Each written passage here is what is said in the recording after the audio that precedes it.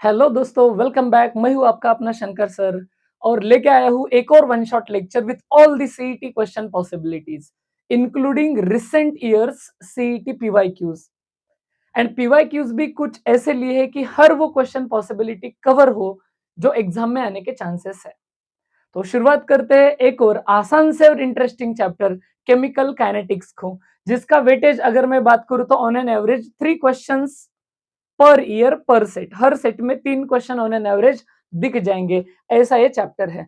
कभी कभी by chance 2 भी क्वेश्चन एक सेट में आ सकते हैं, लेकिन एवरेज 3 क्वेश्चन पकड़ के चलो।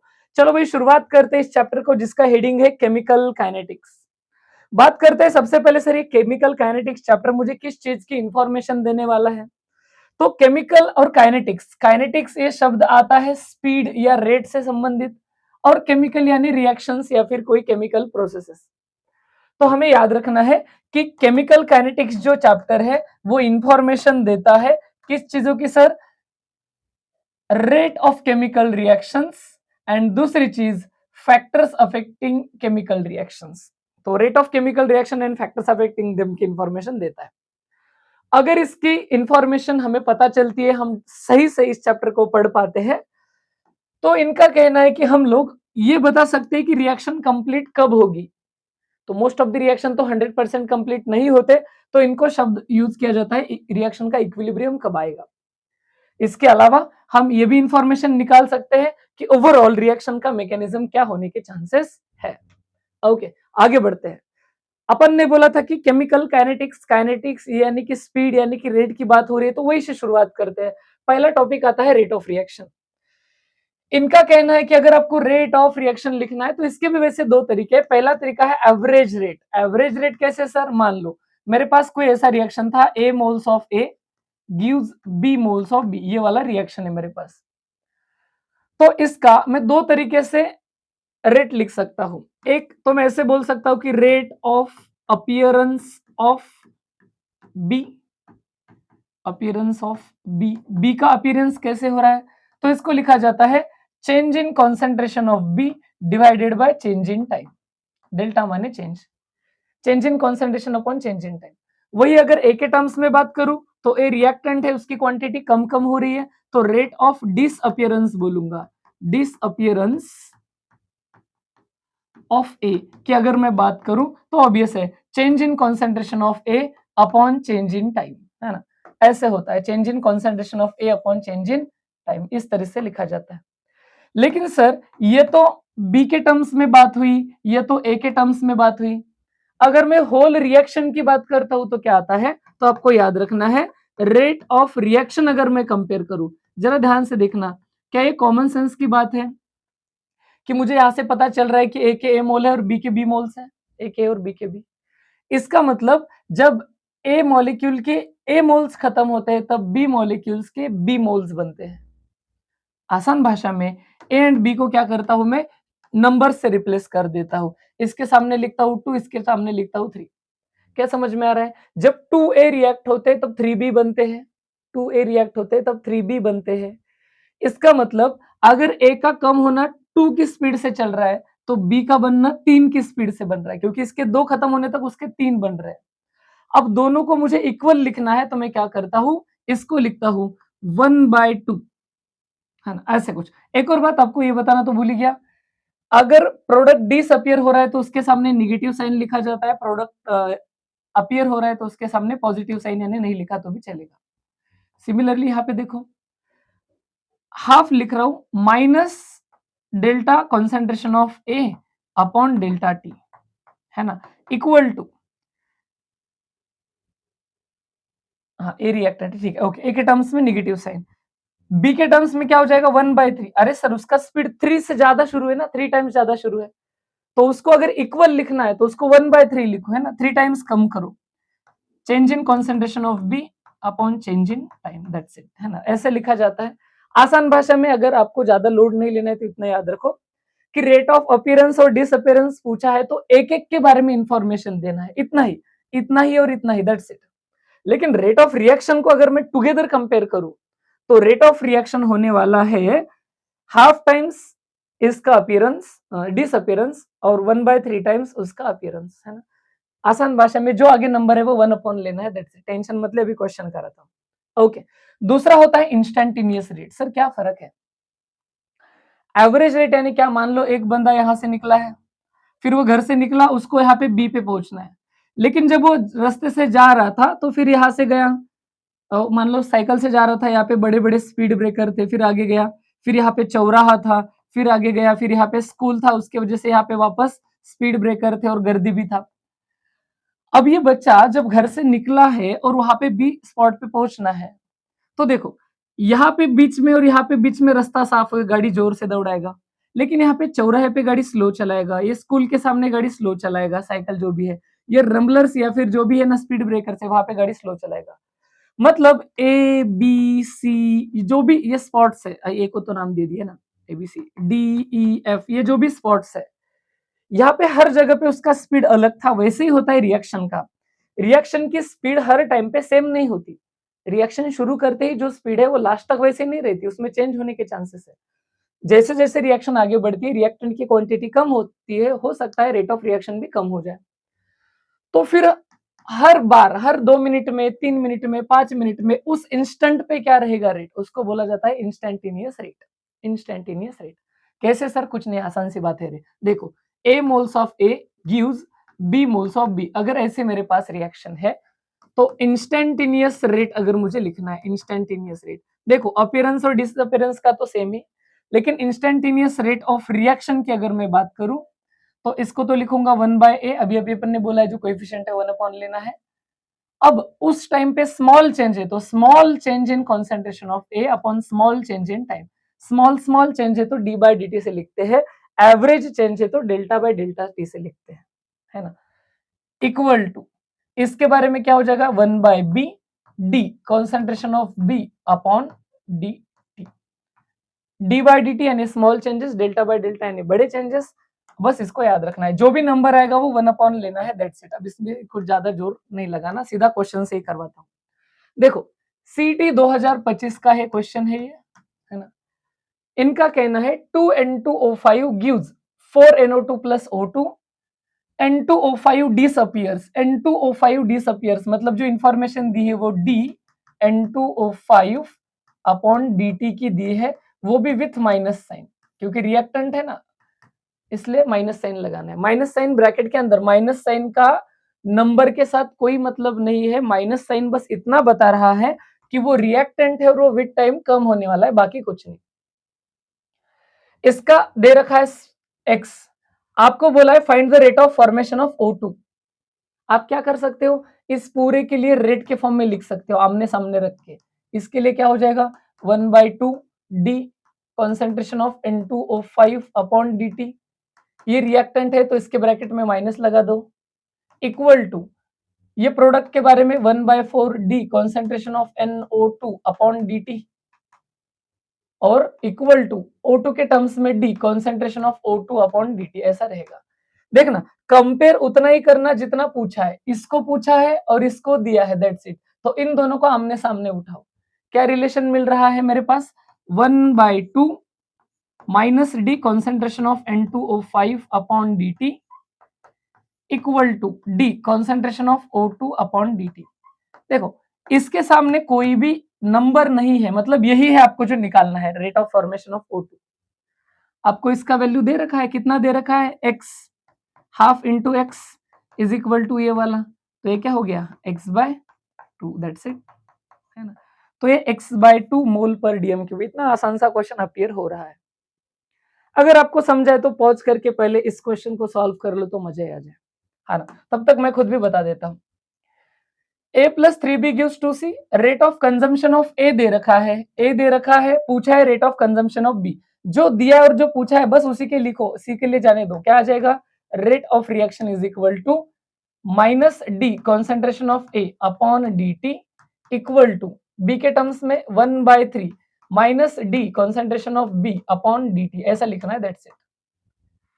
जो पूछा है वो सिर्फ इतना पूछा है, ये 3 के साथ नहीं पूछा है, तो ये 3 को उधर भेज दो तो क्या मिल जाएगा, minus D concentration of B upon dt जो अपने को चाहिए इज इक्वल टू, ये 3 उधर गया, 3 times minus D concentration of A upon dt। जरा ध्यान से देखो तो आपको समझ में आ जाएगा। ये dA/dt दिया है, रेट ऑफ कंजम्पशन कितना दिया है 1.4, तो कितना हो जाएगा, ये क्या मिल गया ना 4.2। आगे बढ़ते हैं। What is the average rate change, what is the average rate change, average वाला पूछ रहा है। Change in concentration of product is इतना। देखो एवरेज रेट का फॉर्मूला आसान होता है, एवरेज रेट होता है change in concentration upon change in time. Concentration का चेंज कितना दिया है 0.05, टाइम का दिया है 20 सेकंड। इसको लिखता हूँ 5 इंटू 10⁻⁻2 अपॉन इसको लिख देता हूँ 20 का 20। इसको सॉल्व करता हूँ तो ये 1/4 इंटू 10⁻⁻25 आएगा, यानी 1/4 यानी 0.25 इंटू 10⁻⁻2 0.25। सही है क्या? देखो ध्यान से, क्या मैं इसको ऐसा बोल सकता हूँ, ये -2 है तो इसको 0.0025 करा दो सर, काम हो गया। देखो दैट्स इट। तो इतना आसान सा डिवीजन वाला क्वेश्चन हमें एग्जाम में पूछ लिया है। If instantaneous rate of reaction ऐसा है, इनका कहना है कि इंस्टेंटेनियस रेट ऑफ रिएक्शन ऐसा है, माइनस साइन का मतलब होता है रिएक्टेंट, माइनस साइन का मतलब होता है रिएक्टेंट, प्लस साइन का मतलब होता है प्रोडक्ट। जो भी नंबर 1 अपॉन रहेगा वो उसके सामने वाला नंबर रहेगा, तो सीधा मतलब 2x plus y gives 2z, 2x plus y gives 2z, that's it. क्या आप समझ पाए? जो नंबर होता है, देखो इसके लिए लिखो ना, ये 1/2 आ जाएगा, माइनस साइन क्योंकि रिएक्टेंट है, ये y है तो इसके सामने नंबर नहीं आएगा, बस माइनस साइन क्योंकि वो रिएक्टेंट है, दैट्स इट, है ना। Okay, find the rate of the following reaction, find the rate of the following reaction, ऐसा बोला है। If concentration of NO2 increases इतना इन इतना, मतलब असल में अपने को NO2 का फॉर्मेशन का रेट यहां से निकालना है। क्या बोल रहे हैं वो, इसका रेट ऑफ रिएक्शन निकालो। देखो इंफॉर्मेशन NO2 के टर्म्स में दिया है तो अपन सिर्फ NO2 को कंसीडर करेंगे। NO2 के कंटेक्स्ट में जो रेट ऑफ रिएक्शन है वो रहेगा 1/4 D concentration of NO2 upon dt। जितना पूछा है उसी को है ना अपने कंटेक्स्ट में रखना है, बाकियों के भी रहेगा लेकिन इनकी इंफॉर्मेशन ही नहीं दी है तो जाने दो, इतना दिया है। अब आपको ये निकालना है यहां से, तो कैसे निकालोगे, D concentration of NO2 upon dt, वही तो रहेगा रेट ऑफ अपीयरेंस यानी इंक्रीजेस टू का। तो ये कितना हो जाएगा 5.2 को लिख देता हूँ 52 इंटू 10⁻⁻4 डिवाइडेड बाई ये हो गया 100। ये 100 ऊपर गया तो इसको कर दिया 10⁻⁻6। आसान भाषा में ये मिल गया 52 इंटू 10⁻⁻6। क्या ये वाला इंफॉर्मेशन मिल गया। अब इसको वहां पे रखते हैं तो क्या हो जाएगा सर, तो ये आंसर कुछ ऐसे हो जाएगा, rate of reaction is equal to 1/4। आपको रेट ऑफ रिएक्शन पूछा था ना, सिर्फ इतना नहीं पूछा था। कुछ लोग घाई करके ऑप्शन टिक कर देंगे, घाई नहीं करनी है। 1/4 इंटू 52 इंटू 10⁻⁻6, इसको सॉल्व करता हूं तो ये जाएगा 4 1 जा 4, 13 से जाएगा तो ये 1.3 इंटू 10⁻⁻5 वाला सही जाएगा। देखो ध्यान से, है ना, ये वाला समझ में आ गया। घाई करी एक आधे ने तो वो बेचारा change in concentration upon change in time करके खुशी खुशी रॉन्ग आंसर टिक करके आएगा। ध्यान से पढ़ना, आपको पूछा था रेट ऑफ रिएक्शन पूछा था, ये तो दिया है इनडायरेक्ट वैल्यू, है ना, तो ये भी क्वेश्चन आपको समझ में आ गया रहेगा। ओके, एक और आसान सा क्वेश्चन देखो रे, क्या क्वेश्चन है, nitric oxide NO with H2, nitric oxide reacts with H2, ये रिएक्शन है, ठीक है, ये वाला रिएक्शन दिया है। Identify the correct relationship for consumption of reactant and formation of product. पहले तो मैं सबके लिए रिएक्शन रेट का इक्वेशन लिख दूं, रेट इक्वल टू, इसके सामने 2 लिखा है तो 1/2 माइनस, ठीक है टेक्स्ट बुक के जैसे लिखना है तो माइनस साइन में आगे लिख देता हूं, माइनस हाफ, क्या है ये, D concentration of NO2 upon dt equal to H2 के टर्म्स में -1/2 D concentration of H2 upon dt equal to किसके टर्म्स में, N2 के टर्म्स में D concentration of N2 upon dt, क्योंकि प्रोडक्ट है पॉजिटिव साइन, इक्वल टू इसके terms में 1/2 D concentration of H2O upon dt। क्या ये बात समझ में आ गई? अब कंपेयर करो, देखते हैं NO और H2 के बीच में रिलेशन क्या है? NO अच्छा NO2 गलती से लिखा गया, सॉरी। NO और H2 के बीच में रिलेशन दोनों माइनस साइन के साथ है।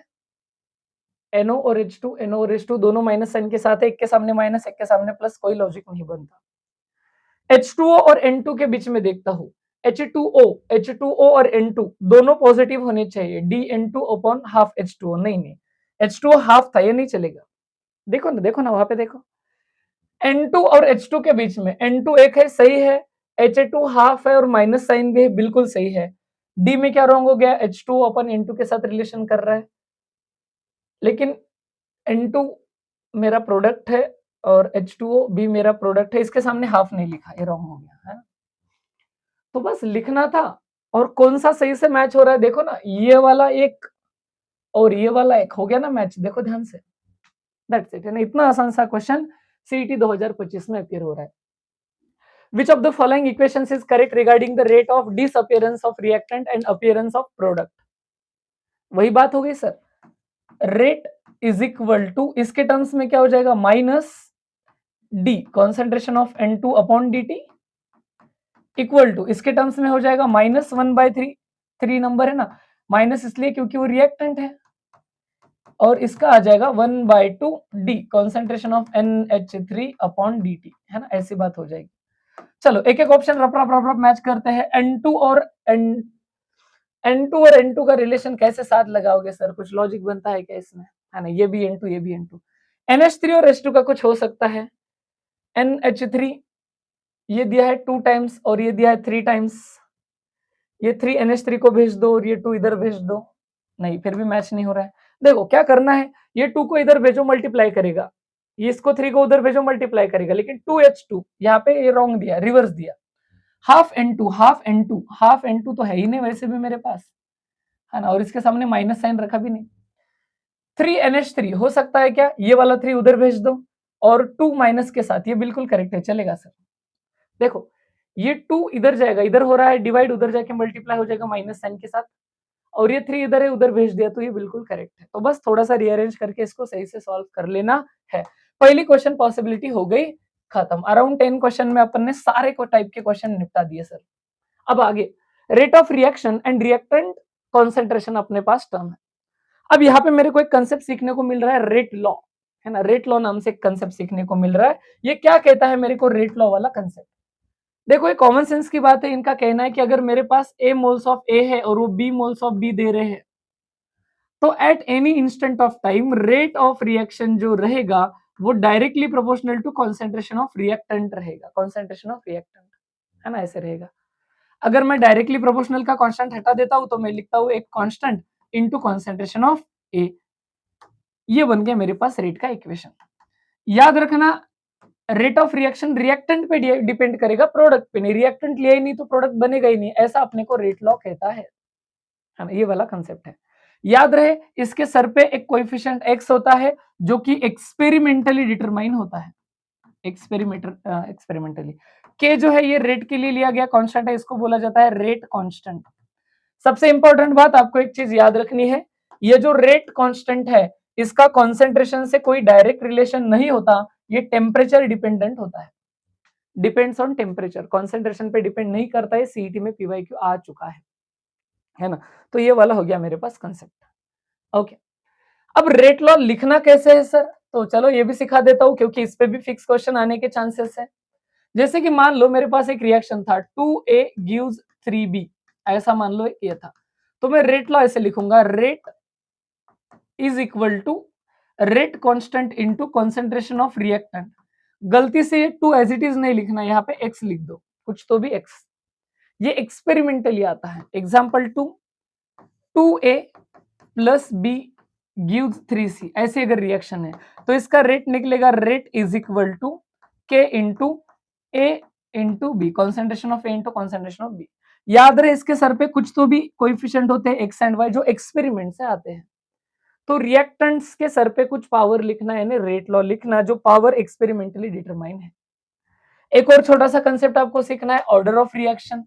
ये क्या होता है सर, तो अपने हैलोजन में पढ़ा है, first order reaction, second order reaction, है ना, ऐसा कुछ। तो ये ऑर्डर क्या होता है सर, तो अगर मान लो मैंने क्या लिख दिया, एक रेट लॉ लिख दिया, रेट है ना, रेट लॉ या फिर रेट इक्वेशन लिखा, k equal to A raise to 2 है ना। अब 2v क्यों, प्रॉपर वाला ही कुछ ऐसे लिखते हो x, और ये भी लिखता हूँ b रेस टू y, ऐसे था मान लो, बराबर है।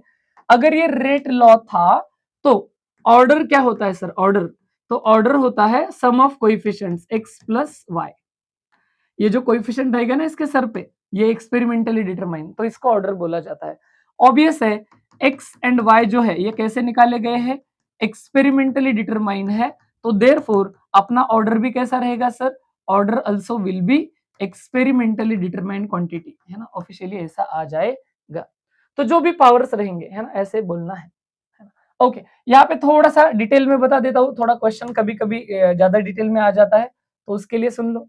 जैसे मान लो उन्होंने लिखा a plus B gives c, ये वाला रिएक्शन है, वो बोल रहे हैं कि इसका रेट जो है, रेट वो है k into A raise to 2 B raise to 1, मतलब नहीं लिखा तो भी चलेगा।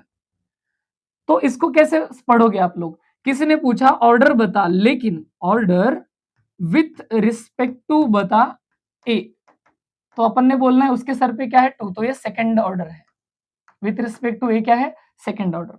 वो बोलेंगे sir order with respect to B बताओ, बी, तो आप बोलोगे बी के सर पे 1 है तो फर्स्ट ऑर्डर है, बी के टर्म्स में फर्स्ट ऑर्डर है। अगर वो बोलेंगे ओवरऑल बता, ओवरऑल ऑर्डर, ओवरऑल ऑर्डर, तो ओवरऑल ऑर्डर में क्या करना है मुझे, x प्लस वाई का सम करना है, 2 प्लस 1 इक्वल टू 3 हो जाएगा, थर्ड ऑर्डर, है ना। तो ऐसे अपने को सॉल्व करना है। चलो, कुछ की पॉइंट्स है जो बोर्ड में आया करते थे, सीईटी में भी अपीयर होता है question indirectly. Key points of order, order is experimentally determined, no doubt, क्योंकि वो एक्सपोनेंट भी एक्सपेरिमेंटली डिटरमाइन थे। ऑर्डर कैन बी इंटीजर और फ्रैक्शनल, इंटीजर भी हो सकता है, फ्रैक्शनल भी हो सकता है। कैसे, मान लो आपको बोला कि एक रिएक्शन था A गिव्स B, और एक्सपेरिमेंट से पता चला कि रेट ऑफ रिएक्शन जो है वो क्या है, K into A raise to half, तो ए रेस टू हाफ अगर आया है तो फिर इसका मतलब आपका ऑर्डर जो है वो क्या आ रहा है, हाफ आ रहा है, क्योंकि जो पावर में होता है वो आता है, और ये एक्सपेरिमेंट से आता है ना, ये हुई बात। फिर order can B zero also, अगर कोई रिएक्शन ऐसी है, मान लो, है ना, दूसरा वाला एग्जांपल, बी गिव्स सी, और पता चला कि इसका रेट जो है वो रेट इज इक्वल टू है ऐसा कि के इंटू, या फिर ऐसे लिख देता हूं, है ना, ये थोड़ा रियल लगेगा, B plus C gives D, ऐसा है, और इसका इक्वेशन उन्होंने एक्सपेरिमेंटली दिया कि B is equal to rate is equal to K into B raise to 1, that's it, ऐसा दिया। इसका मतलब मुझे समझ जाना है कि सी के टर्म्स में वो जीरो ऑर्डर है, क्योंकि something raise to zero is 1, वो चला जाएगा। तो अगर आपको पूछा विथ रिस्पेक्ट टू बी बता, तो तू बताएगा फर्स्ट ऑर्डर है। उन्होंने बोला कि विथ रिस्पेक्ट टू सी बता, तो वो जीरो ऑर्डर है। ओवरऑल 1 ऑर्डर, 1 प्लस 0, है ना, ऐसे कुछ होता है। इतना ही नहीं, इतना याद रखो कि थर्ड ऑर्डर से ज्यादा बहुत कम रिएक्शंस पता है या ऑलमोस्ट नहीं है, क्योंकि रिएक्शन का थर्ड ऑर्डर होना ये ऐसे बताता है कि अगर रेट ऑफ रिएक्शन डबल करो, सॉरी, वेरी सॉरी, अगर आप लोग कॉन्सेंट्रेशन ऑफ रिएक्टेंट डबल करो तो रेट 9 टाइम्स, 12 टाइम्स, 18 टाइम्स बढ़ेगा, ऐसा पॉसिबल नहीं होता, है ना। तो इतना याद रखो, सिंपल, थर्ड ऑर्डर से ज्यादा वाला पॉसिबल नहीं होता है ना। Okay, which of the following statements is not correct regarding order of reaction, तो जरा पढ़ के देखो रे, आपको क्या समझ में आ रहा है, पॉज करके देख सकते हो। It is determined experimentally, correct है। It is not influenced by stoichiometric coefficients of reactant, बिल्कुल करेक्ट है। स्टोइचोमेट्री वो 1 2 3 नंबर मैटर नहीं करते साहब। It is always a whole number, गलत है। It is the sum of power, यही तो डेफिनेशन होता है, तो अपने को गलत पहचानना था, तो ये आपके पास आंसर मिल गया। It is always whole number, ये गलत बात है ना। तो it is always whole number ऐसा जरूरी नहीं है। ओके, चलो अगला वाला कंसेप्ट सीखते हैं सर। अगला वाला कंसेप्ट क्या कह रहा है, कुछ तो भी होता है विच इज कॉल्ड एज मॉलिक्यूलैरिटी। तो मॉलिक्यूलैरिटी की अगर मैं डेफिनेशन बता दूं तो सिंपल भाषा में होता है नंबर ऑफ रिएक्टेंट्स, रिएक्टेंट्स, है ना, क्या मोल्स ऑफ रिएक्टेंट, कितने मोल्स ऑफ रिएक्टेंट है ना। लेकिन उसके लिए कंडीशन है कि आपका रिएक्शन एलिमेंट्री होना चाहिए, यानी कि number of reactants in elementary reaction, ये जरूरी है समझना। एलिमेंटरी रिएक्शन जरूरी है। सर एलिमेंटरी रिएक्शन माने क्या? एलिमेंटरी रिएक्शन माने, एलिमेंटरी माने single step reaction, single step reaction. Single step reaction में जितने रिएक्टेंट है उसको मॉलिक्यूलरिटी बोलना है। जैसे कि देखो एग्जांपल लर्न नहीं करना था तो मैंने भी रेडीमेड स्क्रीनशॉट ले लिया है ना, ये विजिबल है क्या जरा देख लूं, विजिबल है क्या? यस, अच्छे से विजिबल है। ओके सर, तो फिर ये वाले एग्जांपल टेक्स्ट बुक के हैं, आपको लर्न नहीं करने हैं लेकिन समझना है। इन्होंने बोला है कि ये जो दो रिएक्शन है एलिमेंट्री है तो इसका मॉलिक्यूलरिटी क्या रहेगा। आप देखो एक O3 है एक O है, तो देयरफॉर इसका मॉलिक्यूलरिटी जो रहेगा, मॉलिक्यूलरिटी वो रहेगा 2। सिमिलरली देखो यहाँ पे बहुत लोग कंफ्यूज हो रहे हैं, क्या कंफ्यूज हो रहे हैं, यहाँ पे 2NO2 लिखा है, रिएक्टेंट एक टाइप का है लेकिन उसके मोल्स कितने हैं, 2। तो इस बार आपको मॉलिक्यूलरिटी जो लेना है वो 2 ही लेना है, मॉलिक्यूलरिटी यहाँ पे 2 ही लेना है। सेम टाइप का रिएक्टेंट एक से ज्यादा भी बार है तो उसके मोल्स कितने हैं वो काउंट करो, है ना। तो मॉलिक्यूलरिटी क्या है, जो ऊपर मैंने डेफिनेशन लिखा है वो है number of moles of reactants, moles of reactants in कैसा वाला step, elementary reaction, elementary reaction. Elementary reaction यानी single step reaction. Elementary reaction में जितने रिएक्टेंट है उसको मॉलिक्यूलरिटी बोल दो, काम हो गया, है ना। ऑर्डर एंड मॉलिक्यूलरिटी का कंपैरिजन करते हैं तो सीधा अपन है ना वो टेक्स्ट बुक के हिसाब से ही लेते हैं ऑर्डर एंड मॉलिक्यूलरिटी का कंपैरिजन। देखो क्या क्या कहना है, बात को समझो। अगर मैं बोलूं मेरे पास एक रेट लॉ है, rate is equal to K into A raise to X और बी रेस टू वाई, और मेरे पास एक रिएक्शन है A plus B give C जिसका ये रेट लिखा है, ये कैसी है, एलिमेंटरी है, एलिमेंटरी है ना। तो यहां से कंक्लूजन क्या निकलता है, क्योंकि एलिमेंट्री और 2 रिएक्टेंट है तो मैं बोलूंगा इसका मॉलिक्यूलरिटी जो है वो कितना है, 2 है। और अगर मैं बात करूं इसका रेट लॉ ये है तो इसका ऑर्डर क्या होता है सर, ऑर्डर होता है ये पावर्स का सम x प्लस वाई, है ना, जो भी है। तो समझो बात को, क्या क्या पॉइंट्स टेक्स्ट बुक कह रहा है, ये एक्सपेरिमेंटली डिटरमाइन है, ये थ्योरेटिकल है। यहाँ पे थ्योरी में 2 मोल्स थे बैलेंस करने के बाद, ये एक्सपेरिमेंट से आता है। ऑर्डर का डेफिनेशन है sum of powers to the concentration terms in rate law equation. इनका कहना है कुछ नहीं, number of reactant molecules in elementary reaction. क्योंकि रिएक्शन हम बैलेंस करते तो हमेशा उसको होल नंबर या फिर इंटीजर्स में लेके जाते हैं, तो मॉलिक्यूलरिटी ऑलवेज इंटीजर होती है, लेकिन order can be integer, fractional और जीरो, है ना। तो ये डिफरेंस है भी एक क्वेश्चन पूछ रहे हैं। ओके, तो सर आपने सिखाया अभी अभी कि ऐसे वाले रिएक्शन, है ना, ऐसे वाले रिएक्शन जो सिंगल स्टेप में जाते हैं उनको क्या बोला जाता है, एलिमेंट्री। फिर ऐसे रिएक्शन क्या जिनमें एक से ज्यादा स्टेप होते हैं तो वो होते हैं कॉम्प्लेक्स रिएक्शंस। और कॉम्प्लेक्स रिएक्शन में आपको एक टर्म याद रखना है ना, अपन दूसरी बात करेंगे किनकी, कॉम्प्लेक्स रिएक्शन की। कॉम्प्लेक्स यानी multi step, multi step reaction, है ना। मल्टी स्टेप रिएक्शन में क्या केस होगी, तो कॉम्प्लेक्स या मल्टी स्टेप रिएक्शन में आपको एक शब्द सीखना है, रेट डिटरमाइनिंग स्टेप।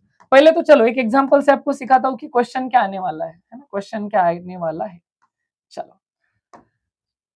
मान लो एक कुछ तो भी रिएक्शन था, reaction takes place in 2 steps, ऐसे 2 स्टेप में वो रिएक्शन जाता है।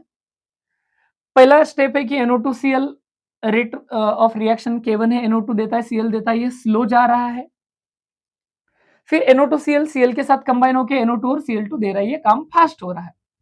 आपको ये याद रखना है कि इन 2 स्टेप्स में जो स्लो है उसको बोलना है rate determining step, rate determining step, RDS, shortcut में RDS, capital R capital S capital D capital S, RDS।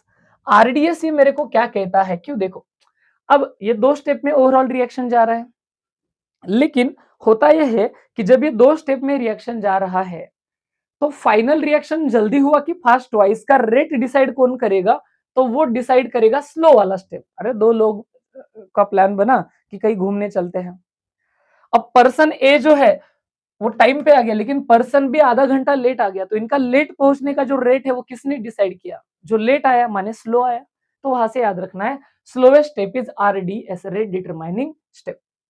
अच्छा, फिर सर क्वेश्चन क्या पूछेगा, ये 2 स्टेप्स देगा और आपको बोलेगा नेट रिएक्शन लिख, नेट रिएक्शन या पहचान ऑप्शन में से। क्या करना है, सारे रिएक्टेंट एक साइड में, सारे प्रोडक्ट एक साइड में।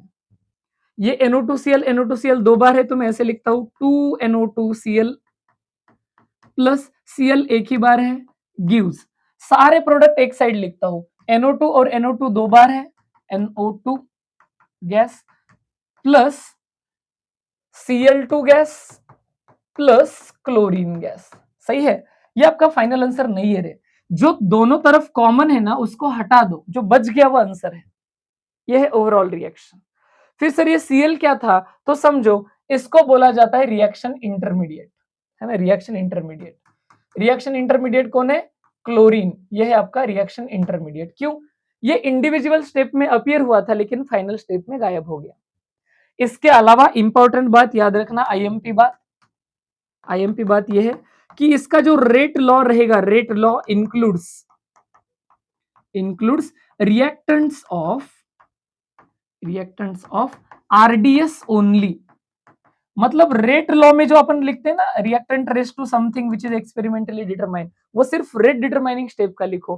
कौन था आरडीएस, स्लो वाला था, ये वाला। तो इसका रेट चलेगा, rate is equal to K into concentration of NO2Cl raise to X. ये Cl इवन दो रिएक्टेंट है दूसरा वाला, लेकिन इसको अपन कंसिडर नहीं करेंगे, वो फास्ट स्टेप में, स्लो स्टेप वाले रिएक्टेंट ही होने चाहिए। यहां से तो पक्का क्वेश्चन आ रहा है। चलो देखते हैं सर क्वेश्चन कैसे कैसे आ रहे, कितने आसान से क्वेश्चन है। अब कॉम्प्लेक्स रिएक्शन यानी multi step reaction takes place in, अरे सर ये तो वही का वही एज इट इज आ गया। देखो ये देखो महाराष्ट्र टेक्स्ट बुक का NO2Cl और ये देखो CET 2025 का क्वेश्चन NO2Cl और ये NO2 है ना।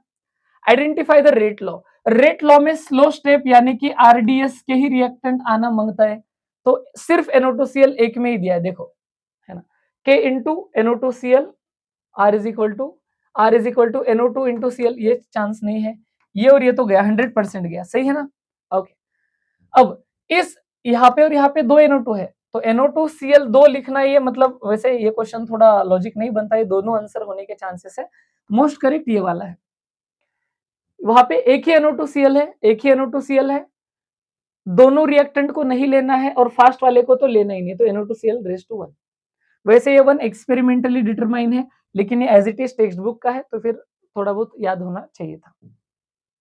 Okay, rate of the reaction A plus B gives product इतना दिया है। रेट लॉ वो दिया है, R is equal to K into A into B raise to 2। What is the rate constant of the reaction. अरे sir क्या है, ये तो स्ट्रेट फॉरवर्ड है, ध्यान से देखो।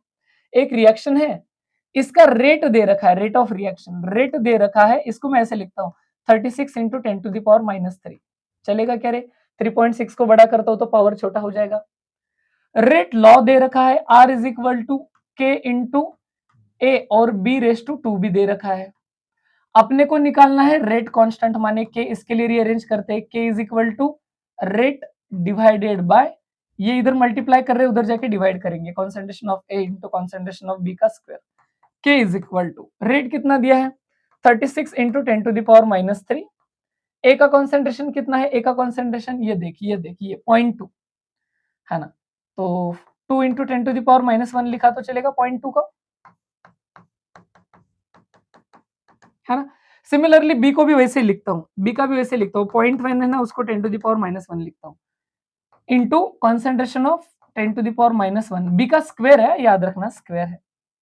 चलो सर सॉल्व करते हैं। b इज इक्वल टू ये 2 और ये तो 18 से गया, 18 से गया, ये 10⁻⁻1 का स्क्वायर 10⁻⁻2 -2 और ये -3 कट गया,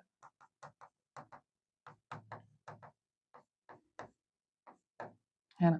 तो k कितना मिल गया 18, दैट्स इट। इतना आसान सा क्वेश्चन CET 2025 में अपीयर हुआ है। एक और क्वेश्चन देखो रे, कितना आसान सा क्वेश्चन है।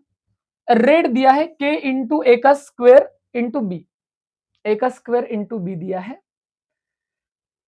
Rate law equation for the reaction, A दिया है, बी दिया है, कैलकुलेट रेट ऑफ रिएक्शन, ये तो सीधा, अच्छा रेट कांस्टेंट दिया है, ये रेट कांस्टेंट दिया है के।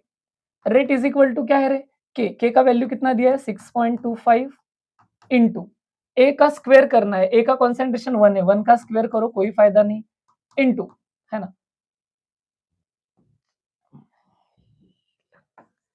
ये बोर्ड थोड़ा सा है ना, टाइम पे नंबर्स नहीं लेता, स्क्वायर इनटू ओके, बी कितना दिया है 0.2, 0.2। इसको अगर मैं सॉल्व करूं तो ए का स्क्वायर तो गया, rate is equal to 6.25 into 2 into 10 to the power -1 लिखता हूं, मुझे आसान लगेगा। आर इज इक्वल टू 6.25 का डबल करो तो ये 25 25 50 सही दूनी 12, 12 50 12 50 12 50 है ना, 12 50 12 50 12 50 इंटू 10 टू द पावर -1 यानी कि 1.25 है ना। तो इतना आसान सा क्वेश्चन सर सीईटी 2025 में अपियर हुआ है। चलो रेट से रिलेवेंट क्वेश्चन देखते हैं। For the reaction A gives product, rate constant इतना दिया है, what is the order of reaction. अरे यार ये क्वेश्चन थोड़ा आगे होना चाहिए था, ठीक है, ये क्वेश्चन थोड़ी देर बाद होना चाहिए था। अगर आप बच्चों को आपको याद है तो ये थोड़ी देर बाद मैं वापस रिलेट करवाऊंगा। अगर इसका यूनिट आर इनवर्स है तो ये फर्स्ट ऑर्डर रिएक्शन होता है, ये थोड़ी देर बाद 2 मिनट बाद आपको समझेगा। अगर टाइम इनवर्स है, चाहे वो सेकंड इनवर्स रहे, चाहे वो आर इनवर्स रहे, चाहे वो डे इनवर्स रहे, टाइम के यूनिट के इनवर्स है 1/टाइम, तो फर्स्ट ऑर्डर होता है, ये थोड़ी देर बाद आएगा। Okay, the rate of reaction R1 is K into A raised to A B raised to B. If the concentration of A is double, B is half, the new rate is R2. What is the value of R2 by R1? ये काफी interesting है यार, ये अच्छा question दिया CET ने, है ना। अपने को R1 रेडीमेड दिया है सर, क्या दिया है, K into A raised to A और B raised to B, ये दे रखा है। अब अपने को बोल रहा है R2 जो आएगा वो कब आएगा, वो बोल रहा है A को डबल कर, अपन ने बोला ठीक है, A को डबल कर लिया। वो बोल रहा है B को हाफ कर, अपन ने बोला ठीक है, 1/2 B रेस टू B ऐसा लिखते हैं, है ना। इसको क्या करना, इसको और इसको सेम रखने के लिए क्या मैं इसको ऐसा लिखूं, A इंटू बी का होल स्क्वायर है तो मैं ऐसे लिख सकता है ना रे, A का स्क्वायर इंटू बी का स्क्वायर, बात तो वही होगी ना। A इंटू बी का होल स्क्वायर है तो 2 इंटू ए का होल A है, तो 2 का A और A का A, क्या आपको ये बात समझ में आती है। ओके चलो इसको ध्यान से लिखता हूं, इसको लिखता हूं K into 2 raise to A into A raise to A into half raise to B into B raise to B, B। समझो बात को, मैं नंबर को अलग निकालता हूं, बाकी सब सेम रखता हूं। 2 raise to A into half raise to B, बचा क्या, K A raise to A B raise to B। देखो ये वाला और ये वाला मैंने सेम कर दिया, ये वाला, है ना।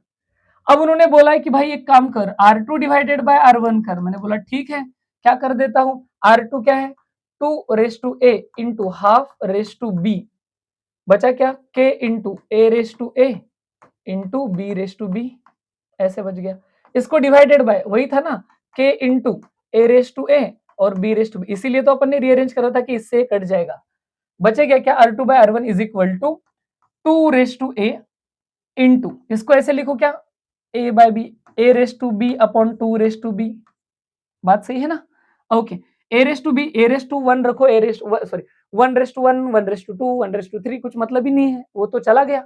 1 रेस टू समथिंग इज 1, ये हो गया 2 raise to A into 1 upon 2 raise to B। आप मेरे को बताओ 10 रेस टू 1 अगर नीचे है 1 अपॉन तो ऊपर आ जाएगा तो माइनस हो जाएगा ना, रेसिप्रोकल। तो इसको कैसे सॉल्व करूं, ये हो जाएगा मेरे पास 2 raise to A into 2 raise to minus B, reciprocal हो जाएगा। तो क्या इसको मैं ऐसे लिख सकता हूं 2 raise to A minus B, that's it, है ना। यहाँ पे थोड़ा मैथ्स इन्वॉल्व हो गया, कुछ इतना जरूरी नहीं था केमिस्ट्री में लेकिन आ गया। 2 raise to A minus B, तो आसान सा कैलकुलेशन है, अननेसेसरी डरना नहीं है। उन्होंने जो चेंजेस बोले वो आराम से करो, उसको मस्त आराम से मैथमेटिकल स्टेप से ये करो। फिर ये जो नंबर वाला पोर्शन है, नंबर वाला पोर्शन, इनको साइड में ले लो और वो सेम टू सेम वाले को साथ में रखो, तो फिर बराबर आंसर आ जाता है। Okay, rate law for the reaction R is equal to इतना दिया है, व्हाट इज द ऑर्डर। अरे यार ये तो टाइम पास क्वेश्चन पूछ लिया, 2, क्यों, रेट लॉ में जो पावर होता है वही तो ऑर्डर होता है, तो ये सेकंड ऑर्डर रिएक्शन है। ये तो 25 में ना ऐसे मजे मजे में क्वेश्चन आ गया। For a reaction A plus B gives product if it is found that rate law is R is equal to उतना, what is the order। क्या ये क्वेश्चन वापस आ गया sir, order is equal to होता है इन दोनों का सम 1.5 प्लस 2.5, ये हो जाएगा कितना मेरे पास 3 और 4, ढाई और 1.5 कितना होता है, तो 2.5 और ये 3 और 1 4 तो खत्म बात, दैट्स इट है ना। इतना आसान सा क्वेश्चन सीईटी 25 में अपीयर हुआ है sir. Okay, rate law for the reaction A moles of A plus B moles of B gives C moles of C plus D moles of D is equal to ऐसा है। The rate of the reaction doubles if, उनका कहना है कि ये जो rate है ये 2 टाइम्स रेट हो जाएगा जब आप K इंटू A के साथ और B के साथ क्या छेड़खानी करोगे, है ना। तो ऐसे लिख देता हूं, मान लो कि जिस तरह से ऑप्शन दिए यहां पे कुछ तो भी x है और यहां पे कुछ तो भी y है। ये r जो है ये 2 टाइम्स r आना चाहिए, मतलब ये x और y का जो मल्टीप्लीकेशन का आंसर है वो कुछ भी करके 2 आना चाहिए। देखो ना, क्योंकि ये x और y अलग निकलेगा ना बाद में सॉल्व करूंगा तो क्या हो जाएगा, देखो 2r इज इक्वल टू, इसको ऐसे लिखता हूं ना मैं, x इंटू वाई, ये मल्टीप्लीकेशन में है सारे terms, k into concentration of A into concentration of B, ये और ये तो सेम ही है। x और y का आंसर कितना आना चाहिए मेरा, x और y का आंसर कुछ भी करके 2 आना चाहिए, तो 2 और 2 फिर r के बराबर हो जाएगा।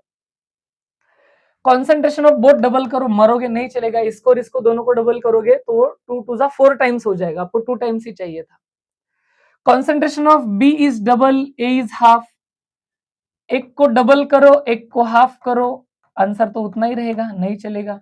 ये डबल इंटू डबल 4 हो जाएगा, ये भी नहीं चलेगा। ए को डबल करो बी को कांस्टेंट, वैसे आंसर मिल गया है। ए को डबल करो यानी x इज इक्वल टू 2 करो और y को उतना ही रखो 1, तो 2 इंटू 1 तो मेरे पास 2 आ जाएगा, तो वो चल जाएगा। ए केप्ट कांस्टेंट और बी इज हाफ, हाफ नहीं करो रे, हाफ करोगे तो उल्टा कम हो जाएगा। तो क्या ये क्वेश्चन सच में समझ में आ गया है। ए और बी में ऐसा क्या करूं कि रेट 2 टाइम्स रेट हो जाएगा, तो इनके सामने एक्स और वाई इमेजिन किया, उसको आगे लिया और देखा कि वो किस कंडीशन को सेटिस्फाई कर रहा है, तो B. Okay, what is the order and molecularity of the reaction, ये एलिमेंटरी रिएक्शन है। एलिमेंटरी, अरे टेक्स्ट बुक का ही क्वेश्चन है, जितने इसमें रिएक्टेंट है वो उसकी मॉलिक्यूलरिटी। पहले पूछा है अपने को ऑर्डर, बाद में पूछा है मॉलिक्यूलरिटी, बाद में मॉलिक्यूलरिटी यानी या तो सी या तो ए। जिस हिसाब से मुझे ये दिया है, इसके सर पे 1 है इसके सर पे 1 है, तो ऑर्डर कितना हो गया 1 + 1 2, और मॉलिक्यूलरिटी भी कितना हो गया 2, ऑर्डर भी 2 एंड मॉलिक्यूलरिटी भी 2, ऑप्शन नंबर सी। इतना आसान सा क्वेश्चन आया है। If concentration of reactant A is increased by 10 times, rate of reaction increases by 100 times, what is the order? Okay, अरे बस इतना बताओ कि ये x क्या रहेगा। देखो ये था नॉर्मल इक्वेशन, इनका कहना है रेट हो रहा है, rate of reaction increases 100 times rate जब आप क्या कर रहे हो, A का कॉन्सेंट्रेशन 10 टाइम्स कर रहे हो, 10 टाइम्स A⁻x, सॉल्व करके देखता हूं, is equal to K into 10⁻x into A⁻x, ऐसे लिख सकता हूं क्या मैं, A इंटू बी का x, तो A का x इंटू बी का x। Okay, K into A⁻x को साइड में रखता हूं तो अलग क्या मिल रहा है मेरे को 10⁻x। अब समझो बात को, ये है 100 टाइम्स r, ये है 100 टाइम्स r। अगर मैं पहले इक्वेशन से मैच करूं, इससे मैच करूं, तो ये r और ये तो मैच ही कर रहा है ना। तो या फिर इसको बोलता हूं इक्वेशन 1, इसको बोलता हूं इक्वेशन 2, वैसे कॉमन सेंस भी है। यहाँ पे मैं स्क्वायर रखूंगा तो ही 10 का स्क्वायर 100 आएगा, या तो फिर क्या करो इक्वेशन 2 डिवाइडेड बाय इक्वेशन 1 करो, क्या हो जाएगा 100 times rate equal to 10 to the power x k into A का power x divided by rate equal to ये k into A to the power x, इससे ये कट गया, r से r कट गया, 100 इज इक्वल टू 10 का power x, तो obvious है ये 2 ही रहा होगा क्योंकि x 10 का स्क्वायर ही तो 100 आएगा। तो ये भी क्वेश्चन है, अच्छे से टैकल कर लेना है। ओके, फिर जाते हैं अपन थर्ड टाइप की पॉसिबिलिटी ऑफ क्वेश्चन, वो है integrated rate law. Sir average rate law थे, उसके बाद में इंस्टेंटेनियस रेट लॉ थे, डिफरेंशियल फॉर्म में लिखे थे d/dt। अब वापस से आप इंटीग्रेशन वाला मैथ्स क्यों ला रहे हो? तो पहली बात तो ये समझो, डिफरेंशियल रेट लॉ मुझे ये कहते थे कि rate of reaction concentration of reactant पे कैसे डिपेंड कर रहा है, लेकिन अभी इनको अपन ने इंटीग्रेटेड रेट लॉ में कन्वर्ट करना है, जो हमें एडिशनल इंफॉर्मेशन देंगे कि जब टाइम टी होगा तो रिएक्टेंट कितना बचा है। तो किसका इंफॉर्मेशन देते हैं रे, concentration of reactants at time T के इंफॉर्मेशन देते हैं। ओके, फिर सीधे सीधे इक्वेशन ऑफ डेरिवेशन तो करने हैं नहीं क्योंकि बोर्ड्स नहीं है अपने पास, अभी वन शॉट चल रहा है। Integrated rate law for first order reaction, रट लो, बहुत ज्यादा इंपॉर्टेंट है। K is equal to 2.303 upon T log to the base 10 initial concentration upon concentration at time t, है ना, ये वाली बात हो गई। T माने टाइम, A माने इनिशियल कॉन्सेंट्रेशन, AT माने कॉन्सेंट्रेशन ऑफ रिएक्टेंट लेकिन एट टाइम t।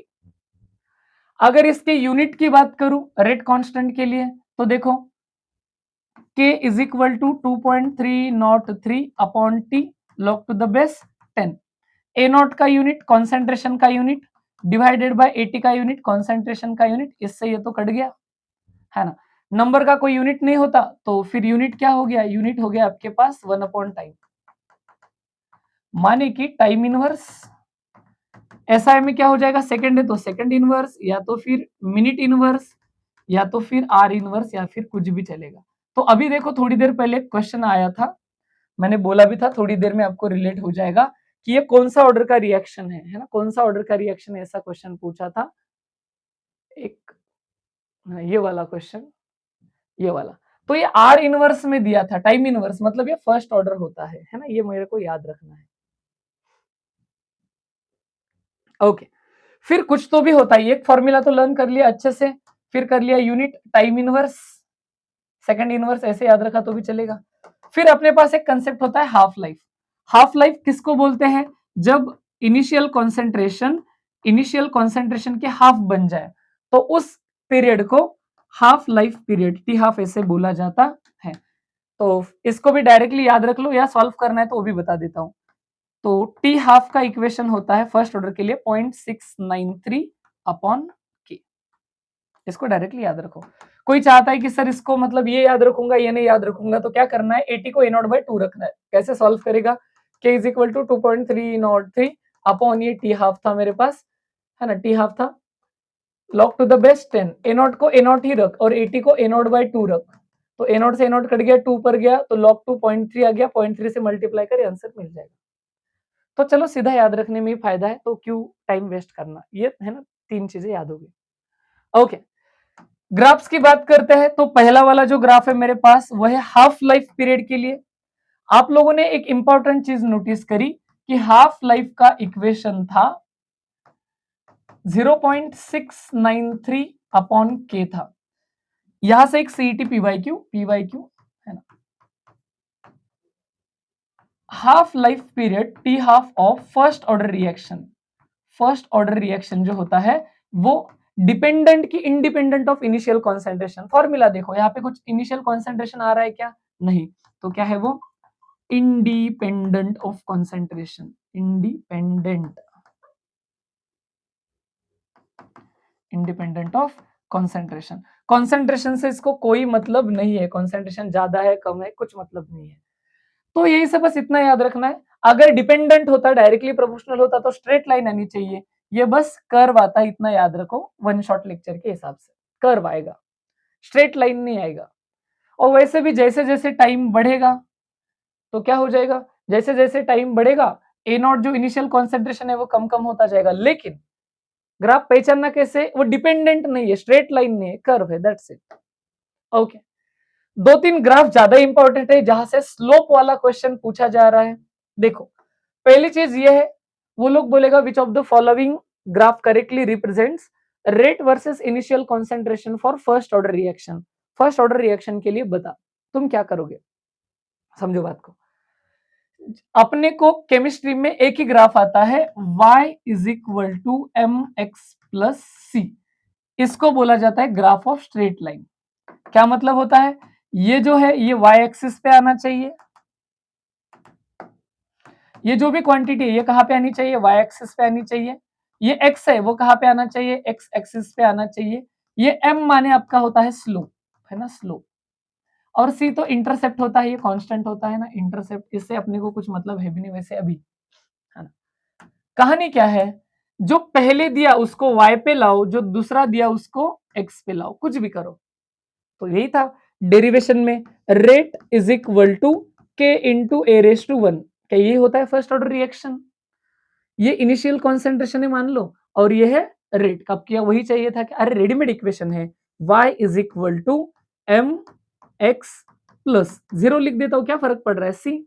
देखो ध्यान से, क्या क्या मिला, रेट y के जगह पे मिला, a नॉट x के जगह पे मिला, तो स्लोप क्या है मेरा, तो m। यहाँ पे जो स्लोप है सर, वो स्लोप क्या है, रेट कांस्टेंट के ही है।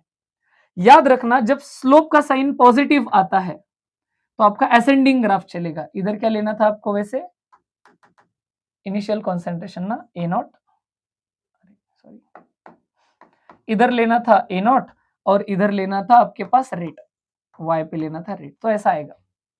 स्लोप का वैल्यू पॉजिटिव आया तो असेंडिंग, निगेटिव आता तो डिसेंडिंग, यानी ऐसे उतरता आता, खत्म बात है, बस स्लोप क्या रहता है इतना याद रखो। ओके, तो अगला ग्राफ मेरे को जो ड्रॉ करने को उन लोगों ने दिया है, वो दिया है ऐसा। देखो, ग्राफ क्या वर्सेस क्या निकालना है वो लोग देंगे, अपने को टेंशन नहीं लेना है। log to the base 10 of 80 versus time का ग्राफ निकालो, ये वो खुद बोलेंगे। अब मैंने रेफरेंस के लिए यहाँ पे ग्राफ लिया है। देखो, मैंने आपको हिंट क्या बताया, जो पहले है वो y पे चाहिए, जो बाद में है वो x पे चाहिए। अब पहली बात क्या है, मुझे समझ में आता है कि सर अगर मुझे log टू द बेस 10 80 लेना है तो ये वाला इक्वेशन लगाना पड़ेगा, कौन सा, k is equal to 2.303 upon t log to the base 10 of a naught minus 80, है ना, ये वाला। मुझे यहां से log 80 चाहिए। अब देखो, आपको एक हिंट बताता हूं, अगर आपको बेसिक मैथ्स आता है, इस इक्वेशन को रीअरेंज कर सकते हो कुछ भी करके। अपने को एक ही ग्राफ आता है, कौन सा, y is equal to M x plus C, यही ग्राफ आता है। इस इक्वेशन को उस फॉर्मेट में लेके जाओ और y के जगह पे ये चाहिए। पहले ये t इधर भेजता हूं, 2.303 इधर, k into T upon 2.303 is equal to, बचा क्या, log टू द बेस 10, इधर कौन है, a नॉट और नीचे कौन है, 80, ऐसा है। log a divided by log b आपको पता है, करे log a minus log b। इसको सॉल्व करता हूं, log to the base 10 of a naught minus log to the base 10 of 80 हो जाएगा।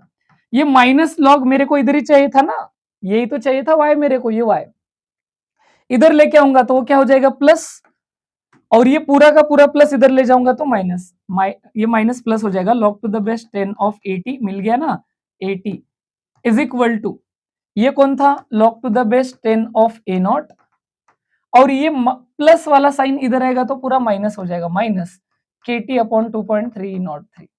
बस इसको अपने को जिस फॉर्मेट में चाहिए उस फॉर्मेट में रखते हैं।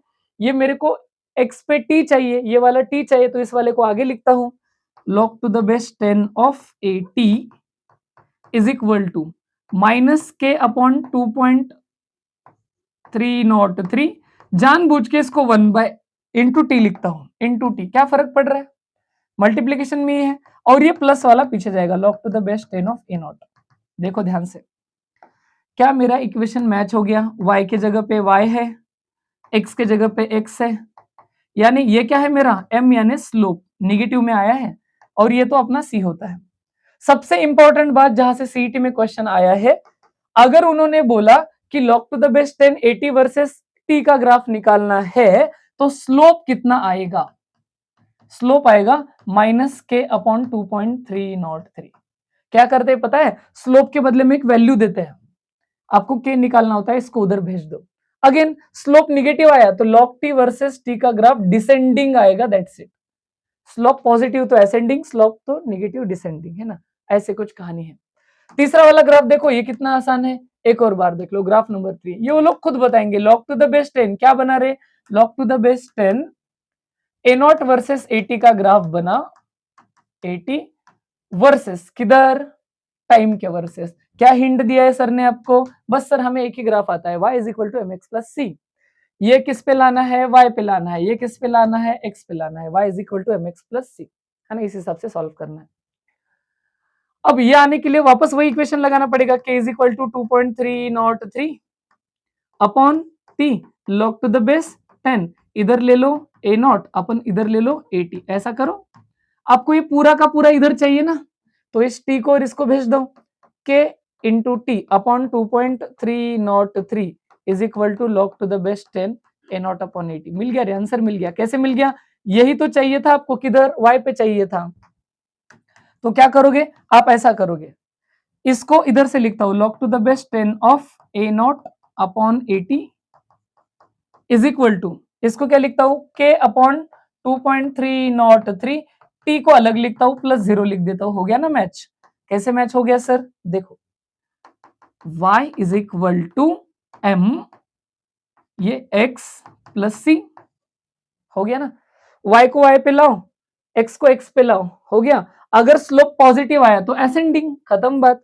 इंपॉर्टेंट क्या है, important CET point of view से ये है कि यहाँ पे जो स्लोप आएगा वो आएगा k अपॉन 2.303, वहां पे था minus k upon 2.303।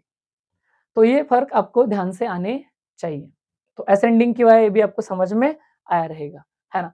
Text book ने कुछ एग्जांपल्स दे रखे हैं फर्स्ट ऑर्डर रिएक्शन के, वो एज इट इज डायरेक्टली पूछे है। H2O2 का डिकम्पोज होना एक्सपेरिमेंटली फर्स्ट ऑर्डर है, और 2N2O5 का डिकम्पोज होना भी ये फर्स्ट ऑर्डर है। आप सीधा याद रख लो, H2O2 N2O5 का O2O2 निकलता है ना, ये फर्स्ट ऑर्डर रिएक्शन है, एज इट इज पहचानने को पूछे है। इवन दो ये लर्निंग है, क्योंकि एग्जाम में रेट लॉ नहीं दिया था। रेट लॉ दिया तो हर कोई बताएगा कि रेस टू 1 है तो ये फर्स्ट ऑर्डर हो जाएगा, है ना। आगे चलते हैं। ऐसा ही नहीं कि अगर कोई गैस फेज रिएक्शन है, देखो अपन ने अभी अभी सुना है या पढ़ा है क्या, rate constant for first order reaction is k is equal to 2.303 upon t log to the base 10 a naught initial concentration upon at, ऐसे होता है। a नॉट होता है इनिशियल कॉन्सेंट्रेशन और at होता है कॉन्सेंट्रेशन एट टाइम t। लेकिन कोई गैस फेज रिएक्शन है मेरे पास, गैस फेज, तो उसका कॉन्सेंट्रेशन निकालना पॉसिबल नहीं है, क्योंकि इसका अगर कॉन्सेंट्रेशन निकालूंगा तो गैस तो लीक हो जाएगा। अरे वो एट टाइम टी जब चेक करने जाऊंगा रिएक्शन में तो रिएक्शन डिस्टर्ब हो जाएगा ना। तो इसके लिए इसको क्या लिया जाता है, इन टर्म्स ऑफ प्रेशर लिया जाता है, इन टर्म्स ऑफ प्रेशर लिया जाता है ना, प्रेशर। अब अगेन वन शॉट है तो डायरेक्टली बता देता हूं, बस आपको याद रखना है k is equal to 2.303 upon T log to the base 10। A naught की जगह पे आपको P1 नॉट लेना है, और 80 के जगह पे 2P1 नॉट माइनस PT लेना है, इतना याद रखो रे। डायरेक्टली याद रख लो ना सर, क्या याद रख लो, ये P1 नॉट, इसके जगह पे याद रखना है P1 नॉट, और इसके जगह पे याद रखना है 2 times P1 not,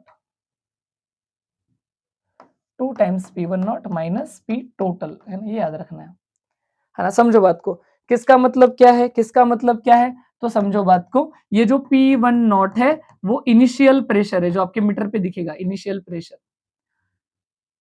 P total ये रहेगा फाइनल प्रेशर, फाइनल जब रिएक्शन हो गई तो जो दिखेगा वो दिखेगा, है ना। क्वेश्चन कैसे आता है, पहले एक टेक्स्ट बुक क्वेश्चन पॉसिबिलिटी बता ही देता हूं कि कैसे क्वेश्चन आ रहा है। देखो ध्यान से, इनका कहना है ये वाला रिएक्शन देखो, SO2 SO2 और Cl2 में टूटता है, टाइम इनिशियल इनिशियल 0 था तो प्रेशर इतना था, मतलब P इनिशियल ही ना सर, टाइम 0 मतलब P इनिशियल कितना 0.5 बार है। जब टाइम सेकंड्स में 100 सेकंड्स हो गया तब जो P टोटल मिला वो कितना मिला है 0.6। फॉर्मूला क्या लगाओगे, K equal to 2.303 upon time 100 seconds, 100 into log to the base 10। A naught कितना लेना है रे, तो P1 नॉट 0.5 अपॉन 80 कितना लेना है, तो 2 times 0.5 minus P total 0.6।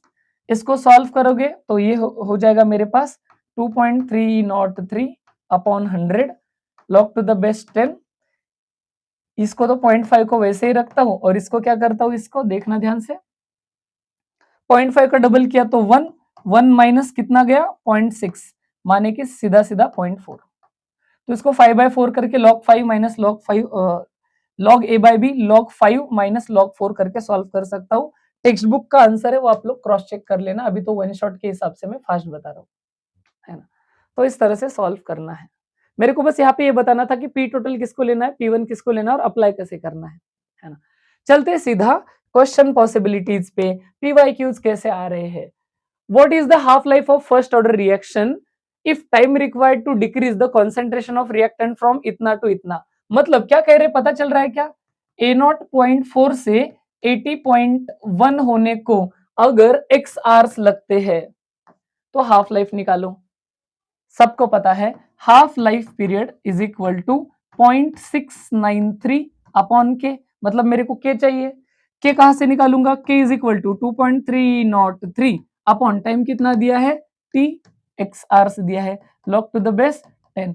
Initial concentration कितना था 0.4 अपॉन फाइनल कॉन्सेंट्रेशन कितना है 0.1। क्या ये मैथ हर कोई सॉल्व कर पाएगा कि इसको मैं सीधा 4/1 ले सकता हूं?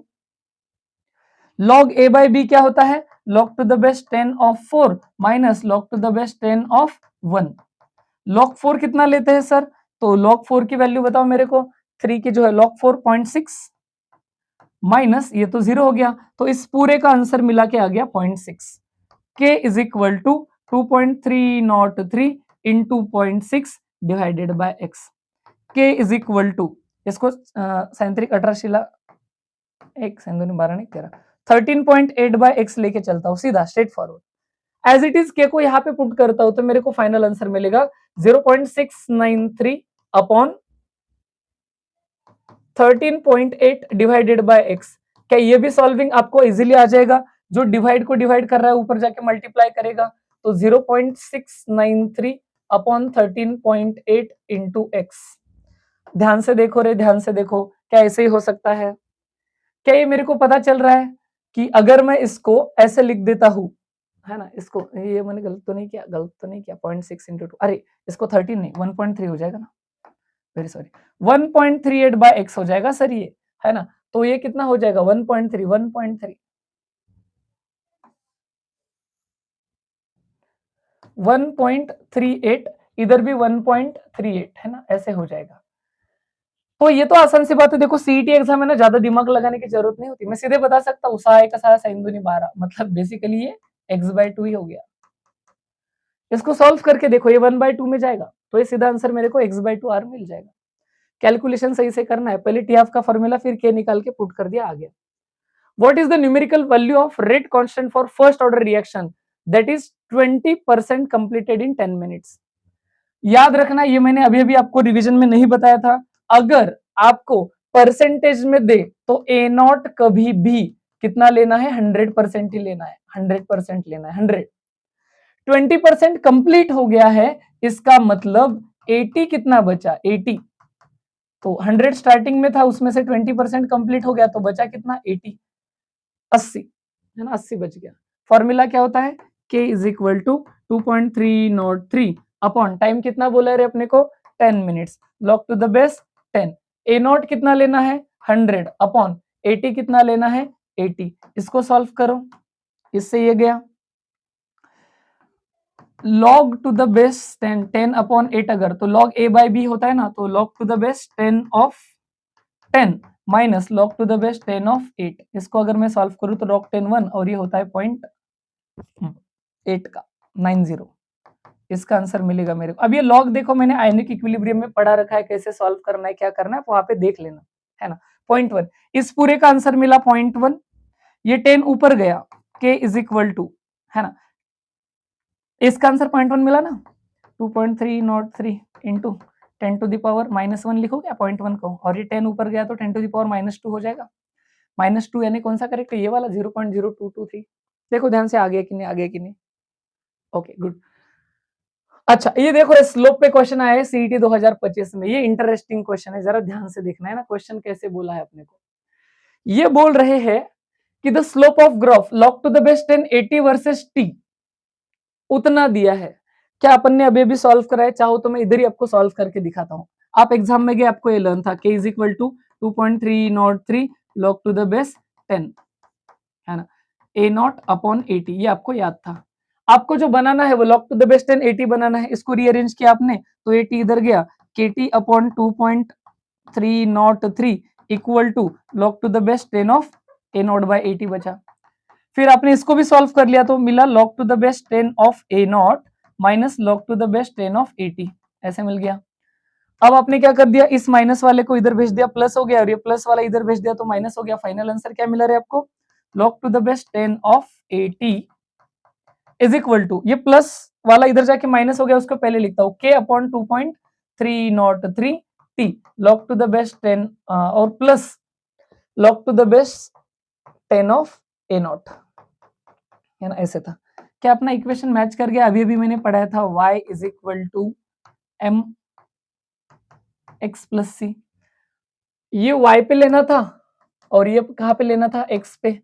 स्लोप निगेटिव में आ रहा है स्लोप का वैल्यू दे रखा है अपने को, स्लोप का वैल्यू दे रखा है ना। तो उनका कहना है कि इसकी वैल्यू -k/2.303 की वैल्यू मेरे पास है -2.5 इंटू 10⁻³ इतनी है ना। आगे सॉल्व कर, तो माइनस से माइनस तो कैंसिल हो गया, ये उधर गया, तो k is equal to 2.5 into 2.303 into 10⁻³ 25 का डबल 5 के आंसर मिल जाएगा, एक ही ऑप्शन है। सॉल्व करके देखो, सी आंसर मैच हो जाएगा। समझ में आ गया? तो ये इक्वेशन को रीअरेंज करना सीख लो, एक क्वेश्चन आने के चांसेस हैं। What is the time required for 99% completion? Percentage दिया तो ए नॉट कितना लेगा रे? 100 लेगा सर। 80 कितना लेगा? अबे 99% कंप्लीट हो गया, मतलब एक ही परसेंट बचा है ना। First order reaction, rate constant उतना है, अपने को निकालना है टाइम। रेट कांस्टेंट दिया है, के दिया है अपने को 23.03। देख फॉर्मूला क्या है, k is equal to 2.303 upon T log to the base 10, A naught बटे 80 है, सही है। t को उधर भेज डाल, t is equal to 2.303 upon K कितना है 23.03 लॉग टू द बेस्ट इतना कितना ले रहा है 100 को 10⁻² लिखता हूं अपॉन 1। अब इसको सॉल्व करेगा लॉग को, तो लॉग टू द बेस्ट 10 10⁻² 2 मिलेगा, minus log to the best 10 1 0 होता है, तो इसका आंसर मिल गया मेरे को 2, है ना। इसको और इसको सॉल्व करेगा तो क्या मिलेगा रे टी, तेरे को मिलेगा, इसको सॉल्व करेगा तो 0.1 इंटू 2, तो आंसर कितना मिल गया 0.2 मिनट्स, दैट्स इट, है ना। तो ऐसे हो रहा है, जरा बात को समझ, है ना। ओके चलो अगला क्वेश्चन। अब first order reaction is 50% completed, सीधा मेरे को पता चल गया 50% कंप्लीटेड मतलब ए नॉट कितना है 100 है, 50 कंप्लीट हो गया मतलब 80 कितना है 50 है ना, वही बात हो गई। इतना होने के लिए टाइम कितना लगा है 16 मिनट लगा है। Find the percentage of reactant reacting in 32 minutes. अब देख तेरे पास दो ऑप्शन है, एक कॉमन सेंस का और दूसरा फॉर्मूला का। 16 मिनट में आधा हो रहा है, 100 था, 16 मिनट लगे तो 50 हो गया। 32 मिनट होने के लिए और एक बार 16 मिनट लगेगा क्या? ये एक टी हाफ और ये दूसरा टी हाफ, मतलब वो 25 है ना, तो बच जाएगा, तो 25 बचेगा। आपको बताना है रिएक्टिंग बताना है, ये तो बचा है, तो 100 में से 25 कम कर, 100 टोटल था ना, उसमें से 25, तो रिएक्ट कितना हो गया 75, 25 बचा है। ये कॉमन सेंस की बात थी कि 16 मिनट में आधा हुआ है तो अगले 16 मिनट में और आधा हो जाएगा, हाफ लाइफ पीरियड हुआ ना, आधा होता है, तो 25 बच गया, 50 था 50 बच गया, 25 बच गया, 25 बच गया मतलब 75 रिएक्ट हो गया। ये था कॉमन सेंस ट्रिक। फॉर्मूला से क्या करेगा देख, ट्रिक याद आएगी नहीं आएगी पता नहीं, कॉन्फिडेंस आएगा कि नहीं। पहले निकालेगा के, कैसे निकलेगा, k is equal to 2.303 upon T log to the base 10 100/50। इसको सॉल्व करेगा तो ये मिलेगा 2, लॉग 2 होता है 0.3, k is equal to 2.303 into 0.3 upon 16, है ना, ये वाला हो गया k।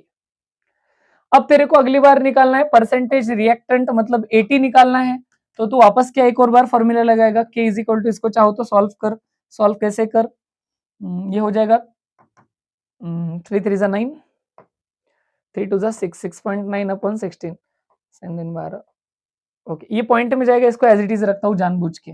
k is equal to 2.303 upon, अब मिनट है 32, है ना, ये log to the base 10, A naught तो 100 लेगा, अब तेरे को पता करना है 80 कितना चलेगा, 80 निकालेगा, फिर इसको सॉल्व करेगा, k कितना है तेरे पास 2.303 into 0.3 upon 16 is equal to, ये कितना है तेरे पास 2.303 upon 32 log to the base 10, A naught लेगा 100 अपॉन 80, अभी कुछ नहीं लेगा। देख देख देख ध्यान से देख, इससे ये कट हो गया है ना, इधर जाके डिवाइड करेगा, ये इधर जाके मल्टीप्लाई करेगा तो ऊपर 2 हो जाएगा, तो ये 3 दूना 6, 0.6, 0.6 इज इक्वल टू, इसको लॉग ए माइनस लॉग बी सॉल्व कर, या दोनों साइड में एंटी लॉग ले ले, आसान सी भाषा, दोनों साइड में एंटी लॉग ले ले, log to the base 10 of 100 upon 80, है ना। ऐसे में क्या किया करते हैं पता है क्या रे, अगर आपको ये लॉग हटाना है तो दोनों साइड में एंटी लॉग ले लो, anti log of log cut जाएगा और तेरे पास जो आंसर बचेगा वो बचेगा 100/80, 100/80, है ना। अरे यार ये चल नहीं रहा है, साला बोर्ड का पार्ट कुछ काम में नहीं आ रहा है।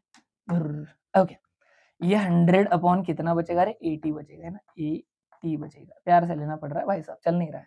इक्वल टू, ये लेफ्ट में 0.6 किसका है तो आपको पता रहेगा, ये 4 का लॉग होता है। अगर 0.6 ये 4 का लॉग है तो 0.6 का 4 एंटी लॉग होता है, सही है। ये 80 इधर जाएगा और 4 उधर जाएगा, तो 80 इज इक्वल टू क्या हो जाएगा रे, 100/4, यानी कितना, 25। अरे 80 25 है, मतलब ये 25 बचा है, तो कंज्यूम कितना हो गया, 75। तो ये मेथड से था, वो ट्रिक से था, तो शायद इस बार ट्रिक आसान थी। दोनों चॉइस बता दिए, अब आप सब लोग सॉल्व कर लेना। The rate constant for first order reaction is इतना, के दिया है के, how long it will take 5 gram का 3 ग्राम होने में, और सीधा सीधा सॉल्व कर।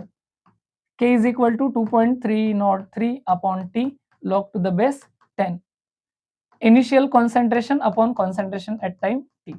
अगर इंग्लिश अच्छी आती है तो देख, ये दिया है ए नॉट और ये दिया है रेड्यूस्ड टू, मतलब 80 दिया है, सीधा सीधा 80 दिया है।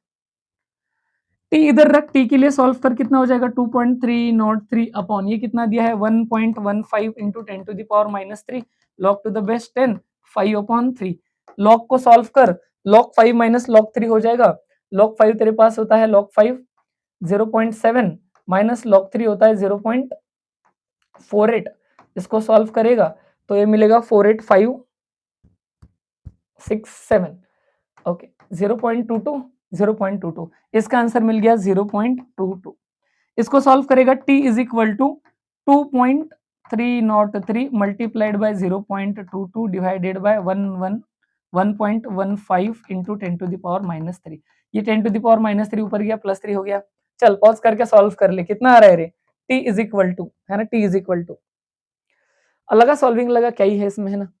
तो ये अगर मैं इसको क्या लिखता हूँ, 2.2 लिख देता हूँ, तो ये 10 टू द पावर 2 हो जाएगा, ये 2 से जाएगा, ये हो जाएगा 3 दूना 6 और ये 2 दूना 4, है ना। 4.6 इंटू 10 टू द पावर 2 है ना।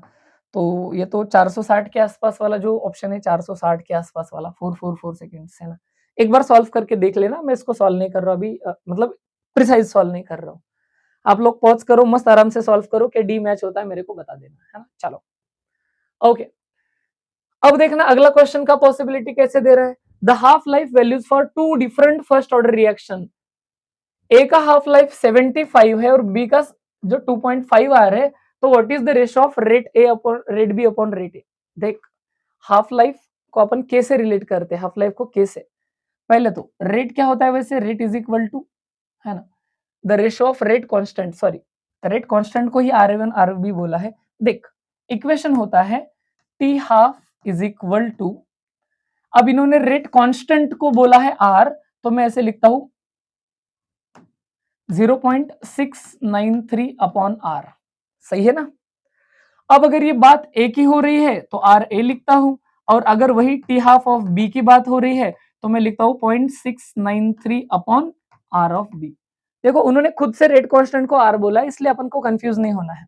अच्छा सर, ठीक है, आगे क्या, वो बोल रहा है टी हाफ ए का कितना है 75 minutes, 75 minutes is equal to 0.693 upon are A, ये इक्वेशन 1 बना। और ये कितना है 2.5 आवर्स, 2.5 आवर्स, अब उसको भी मिनट में करना क्योंकि दोनों मिनट में होने चाहिए। तो ये हो जाएगा 0, ये हो जाएगा 6 पंचे 30, 7 दूनी 12 13 14 15, 150, 150, 150, वैसे भी 2.5 घंटा यानी 150 मिनट ही होता है ना भाई। 150 is equal to 0.693 upon r b हो जाएगा, है ना, ये 2। इन इक्वेशंस को ये पे अरेंज मार, r a is equal to हो जाएगा 0.693 अपॉन 75, और तेरा आर बी क्या हो जाएगा, ये इधर जाएगा वो इधर आएगा, तो 0.693 अपॉन 150। ध्यान से देख, ध्यान से सॉल्व कर, तेरे को r b upon are a बोल रहा है, मतलब r b upon are a करना है, तो क्या करेगा 0.693 divided by 150 whole divided by 0.693 upon 75, इससे ये तो गया, है ना? तो असल में बच क्या गया मेरे पास? मेरे पास वही बच गया क्या? 150/75, है ना? तो 150/75 को सॉल्व कर रहे, सॉल्व कर। क्या सॉल्विंग जा रहा है? ये जाएगा 15 से, 15 पचे 75, 15 सक 150, 6/5, 6/5 को सॉल्व करेगा। अरे बराबर है क्या? अच्छा 15 से कर रहा है क्या? 10 से जाएगा ना? तो 5 दूना से गया क्या? दूना, 5 दूना 2 से गया सर, 2 से गया। सही है क्या? क्या ये आपको सारा समझ में आ रहा है? देखो ध्यान से, है ना? एकदम आराम-आराम से सॉल्व करना है, पॉज़ करके देखना है। Half life of first order reaction is 20 minute. सीधी बात, हाफ लाइफ दिया है, कितना दिया है सर? 20 मिनट दिया है, हाफ लाइफ दिया है 20 मिनट। इनिशियल कॉन्सेंट्रेशन 1/10 हुआ है, मतलब अगर इनिशियली आपके पास ए नॉट है तो बाद में जो हुआ है ना, वो हुआ है ए नॉट बाय 10, 1/10 हुआ है। आपको निकालना है time taken. Okay, half life से पहले के निकाल, कैसे निकालेगा? K is equal to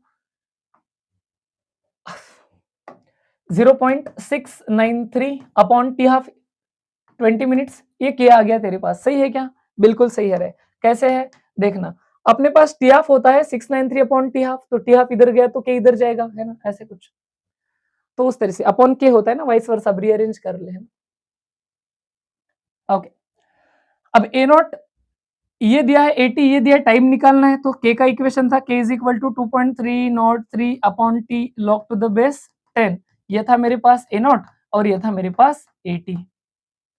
T को इधर भेजता हूँ, के को इधर भेजता हूँ। T is equal to 2.303 upon ये एज इट इज है 0.693, ये उसको भी डिवाइड कर रहा है 20, इसको बाद में ऊपर भेजता हूँ। Log to the base 10, A not ही है और ये ए नॉट बाय 10 दिया है, 10 टाइम्स कम हो गया ना। ये देख ए नॉट से ए नॉट कट हो गया, डिवाइड को डिवाइड कर रहा है तो ऊपर करके मल्टीप्लाई हो जाएगा। लॉग 10 का आंसर 1 होता है, तो वो तो चला ही गया, 20 ऊपर जाएगा। क्या मिल गया रे?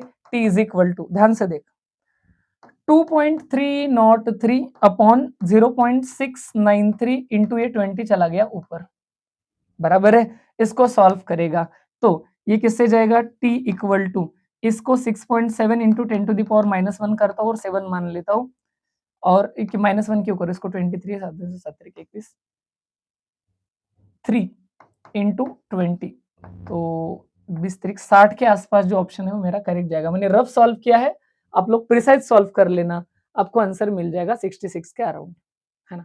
कैलकुलेशन एक बार खुद से करो, वो 100% नहीं पता है मेरे को, थोड़ा रफली ले रहा हूँ, आप लोग कर लेना। या तो चाहो तो, है ना, ये वन शॉट है, कैलकुलेशन करते करते मैं खुद थक गया यार, है ना? तो आप लोग इसको क्रॉस चेक करो, बताओ मेरे को सही जा रहा है क्या? 2.303 डिवाइडेड बाय 0.693, है ना? 33 वाला जाएगा, 32 66 बिल्कुल करेक्ट है। तो थोड़ा रफ लेके भी मैंने तो सही बता दिया, आप लोग यार सही से कर लेना, है ना? ये 60 है तो उसके पास वाला मैंने ऑप्शन टिक कर दिया था। ओके, अब अपन चलेंगे अगला वाला रिएक्शन, वो है zero order reaction. Zero order reaction माने ऐसा जो इंडिपेंडेंट होता है, किस पे sir? Independent of concentration of reactant, independent of A not, initial concentration पे डिपेंड करता ही नहीं है। इंटीग्रेटेड रेट लॉ डायरेक्टली बता रहा हूं, याद रख लेना, k is equal to initial concentration minus concentration at time t divided by time. Direct learn कर लेना अच्छे से। अगली बातें करते हैं, यूनिट अगर निकालना है तो ध्यान से देख, यूनिट क्या है तेरे पास? यूनिट तेरे पास है k is equal to A naught minus 80 था, सही है? A naught minus 80, A naught minus 80 upon T, ऐसा ही तो था। कॉन्सेंट्रेशन में से कॉन्सेंट्रेशन गया तो जो बचा वो कॉन्सेंट्रेशन, ये कट नहीं हुआ, अपॉन टाइम। कॉन्सेंट्रेशन का यूनिट मोल पर लीटर और ये टाइम ऊपर है तो पर टाइम, यानी पर सेकंड, मोल पर लीटर पर सेकंड, है ना? मोल पर लीटर पर सेकंड ये यूनिट वर्क करेगा। हाफ लाइफ निकालनी है तो देख क्या होता है, 80 की जगह पे ए नॉट बाय 2 रख, ए नॉट में से आधा ए नॉट गया तो आधा ए नॉट बचा, t half is equal to A naught by 2k। सॉल्व करके देख लो, ऊपर वाले इक्वेशन में क्या करना है, सिर्फ 80 के जगह पे ए नॉट बाय 2 रख, हो गया आंसर। ये टी हाफ उधर, के इधर, आंसर मिल जाएगा। ओके, फिर आगे मैं देखूं तो ये आ गया। इंपॉर्टेंट बात ये है कि यहाँ पे मैं नोटिस कर रहा हूं कि इसके टी हाफ में ए नॉट आ रहा है, मतलब half life period of zero order reaction, है ना। जीरो ऑर्डर रिएक्शन जो होता है, जीरो ऑर्डर रिएक्शन, वो depends on initial concentration, initial concentration पे डिपेंड करता है ना, डिपेंड करता है। ए नॉट आ गया। चलो फिर इसके ग्राफ की बात करते हैं, तो इसका एक ही ग्राफ सिलेबस में दिया है, 80 वर्सेस टाइम, ये तो खुद बोलेंगे ना कि 80 वर्सेस टाइम बना, तो तू ठीक है, तेरे को क्या आता है, ये लेना y पे, ये लेना x पे, इक्वेशन है y is equal to M x plus c. देख 80 चाहिए तेरे को, इधर इक्वेशन का था तेरे पास जीरो का, a is equal to A naught minus 80 upon time, ऐसे ही था। t को इधर भेज, k t is equal to A naught minus 80, तेरे को 80 वाई पे चाहिए, इस माइनस को इधर भेज, प्लस हो जाएगा 80 इक्वल टू, 80 इक्वल टू, ये के टी उधर गया तो माइनस हो गया, उसको पहले लिखता हूं, minus k into t plus log to the base 10 of A not. देख ले मैथमेटिकल स्टेप, इसको बाद में लिख, ये माइनस इधर आ गया प्लस, ये प्लस इसको गया, देखना रे आ गया ना रे, y इज इक्वल टू, ये क्या आ गया m, ये क्या था x प्लस सी। स्लोप निगेटिव आ गया ना, स्लोप निगेटिव तो डिसेंडिंग ग्राफ आ जाएगा, ये बात सही है। और स्लोप का वैल्यू कितना आया बता, स्लोप का वैल्यू आया माइनस के, दैट्स इट, है ना। स्लोप का वैल्यू माइनस के, डिसेंडिंग क्यों, क्योंकि निगेटिव साइन आ रहा है। ओके, एग्जांपल्स में क्या याद रखना है, एग्जांपल्स में डायरेक्टली समझ लें, डिकम्पोजिशन वाले जो भी रिएक्शन है, या फिर ऐसे वाले रिएक्शन जिनमें कैटलिस्ट होता है, कैटलिस्ट, ये हिंट है, कैटलिस्ट हिंट होता है, इधर टंगस्टन होता है कैटलिस्ट। तो ऐसे वाले रिएक्शन जो कैटलिस्ट के प्रेजेंस में है वो जीरो ऑर्डर है, क्योंकि सीईटी डेंजर एग्जाम में डायरेक्टली पूछती है कि N2 वाला रिएक्शन कौन से ऑर्डर का है। तो कैटलिस्ट तो देगा ना, यहाँ पे प्लेटिनम, यहाँ पे प्लेटिनम, यहाँ पे टंगस्टन, तो कैटलिस्ट वाले रिएक्शन जीरो ऑर्डर होते हैं। कैटलिस्ट इसीलिए लगा क्योंकि वो रिएक्टेंट पे डिपेंड ही नहीं करते हैं, है ना। ओके, क्वेश्चन देख क्या पूछता है, a plus b rate of equation is r is equal to k into A raise to zero. ये नोटिस कर पा रहे हो क्या आप लोग, ये शायद से बराबर दिख नहीं रहा है, k into A raise to zero, something raise to zero is 1, तो r is equal to k है यहाँ पे, ये तो पहली बात हुई। If initial concentration of reactant is a, find half life. देख यहां से पता चला मेरे को कि ये जीरो ऑर्डर है, कहां से, रेस टू जीरो लिखा है, तो जीरो ऑर्डर के लिए क्या इक्वेशन होता है, t half is equal to A naught by 2k, सही है ना। ए नॉट कितना दिया है रे, ए दिया है सर, तो A by 2k, that's it, straightforward question पूछ लिया, ए नॉट बाय 2k, है ना। अगला क्वेश्चन, जीरो ऑर्डर रिएक्शन का हाफ लाइफ 0.2 मिनट है ना, हाफ लाइफ है 0.2 मिनट, इनिशियल कॉन्सेंट्रेशन इतना है, find rate constant, straightforward. क्या था रिलेशन अभी अभी बता, T half is equal to A naught by 2k, बराबर है, के को इधर भेज, तो k is equal to A naught divided by T half into k, अरे यार ए नॉट इंटू 2, है ना, A naught into 2, A naught into 2। Okay, सारे वैल्यूज तो दे रखे हैं, ए नॉट कितना दे रखा है सर, 0.2 दे रखा है, सही है। ओके, फिर उसके बाद टी हाफ कितना दे रखा है, 0.2 इंटू 2, ये तो ये से गया 1/2 यानी 0.5, मिल गया काम, है ना। तो इतना आसान सा क्वेश्चन स्ट्रेट फॉरवर्ड सीईटी में आ रहा है। Half life of zero order reaction is directly proportional to, है ना, half life, half life, half life, क्या अपन ने लिखा था, इनिशियल कॉन्सेंट्रेशन ऑफ रिएक्टेंट क्यू, इक्वेशन क्या था, t half is equal to A naught by 2k, सही है ना। तो ए नॉट पे डिपेंड कर लिया ना, इनिशियल कॉन्सेंट्रेशन पे डायरेक्टली डिपेंड करेगा, क्योंकि उसके फॉर्मूला में वही क्वांटिटी आती है। Which of the following is the slope of 80 versus, तो क्या माइनस के था क्या, 80 वर्सेस टाइम का जो था अभी अभी अपन ने सॉल्व किया। बाय चांस कोई भूल गया, देखो सॉल्विंग एक और बार बता रहा हूँ, वेरी सॉरी, है ना, सॉल्विंग एक और बार बता रहा हूँ, कैसे रे, देख के इज इक्वल टू था ए नॉट माइनस 80, फॉर्मूला तेरे को लर्न होना चाहिए, है ना, ये था टी, टी को इधर भेज, k t is equal to A naught minus 80, सही है, माइनस 80 इधर भेज, प्लस 80 हो जाएगा, plus 80 is equal to minus k t उधर भेज, minus k into t plus log to the base 10 A naught, सही है ना, ऐसा। अब ध्यान से देखिएगा तो तेरे को पता चलेगा कि ये था y, ये था x, सही है ना, तो ये मिल गया m तेरे को माइनस के, okay. Pseudo first order reaction पे कोई रिसेंटली क्वेश्चन नहीं आया है, समझो। बात कुछ ऐसी है कि कुछ हाइड्रोलिसिस के रिएक्शन, तो कंसेप्ट बता देता हूं। Some higher order reactions, some higher order reactions, order reaction है, behaves as first order, behaves as first order, है ना, ऐसा होता है। तो असल में वो हायर ऑर्डर है लेकिन बिहेव करते हैं फर्स्ट ऑर्डर की तरह, इसीलिए उनको नकली first order, pseudo first order बोला जाता है ना, सूडो फर्स्ट ऑर्डर बोला जाता है। रीजन ये है कि इसका एक एग्जांपल बता देता हूं। जैसे मान लो हाइड्रोलिसिस ऑफ सुक्रोज है मेरे पास, है ना, हाइड्रोलिसिस ऑफ सुक्रोज, सुक्रोज का करना है हाइड्रोलिसिस। तो कहानी कुछ ऐसी है कि सुक्रोज होता है C12H22O11, इसमें अगर मैं पानी डाल दूं, पानी, तो इसके टुकड़े होते हैं C6H12O6 glucose plus C6H12O6 fructose. इसका अगर मैं रेट लिखूं तो रेट होता है K इंटू सुक्रोज का concentration raise to 1 into H2O का कॉन्सेंट्रेशन रेस टू 1। लेकिन यहाँ पे H2O जो है वो एक्सेस में लिया जाता है क्योंकि वो रिएक्टेंट भी और सॉल्वेंट भी है, इसके वजह से इसका कॉन्सेंट्रेशन पे कोई फर्क ही नहीं पड़ता, इसको K डैश बोल देते हैं। तो अब सिर्फ इसके रिस्पेक्ट में तो ये फर्स्ट ऑर्डर हो गया, असल में सेकंड ऑर्डर है लेकिन इसका कॉन्सेंट्रेशन कांस्टेंट है, तो उसको मान लो कांस्टेंट रखा तो फिर इसके रिस्पेक्ट में फर्स्ट ऑर्डर ही बच गया, ऐसी कहानी है। इसका एक और एग्जांपल है हाइड्रोलिसिस ऑफ ईस्टर, ईस्टर का हाइड्रोलिसिस, ईस्टर हाइड्रोलिसिस, ईस्टर का हाइड्रोलिसिस करो तो एसिड और अल्कोहल मिलता है। सिमिलरली वहां पे भी पानी सॉल्वेंट होता है, एक्सेस से पहचानना है। ओके, चैप्टर के चलते हैं लास्ट में, लास्ट वाला पॉइंट मेरे को क्या कहता है, collision theory of biomolecular reactions, यानी अगर रिएक्टेंट से प्रोडक्ट बनने हैं, है ना, क्या कहता है ये कंसेप्ट कि अगर मान लो आपको रिएक्टेंट से प्रोडक्ट बनाने हैं तो कोलिजन होना चाहिए रिएक्टेंट मॉलिक्यूल्स के बीच में।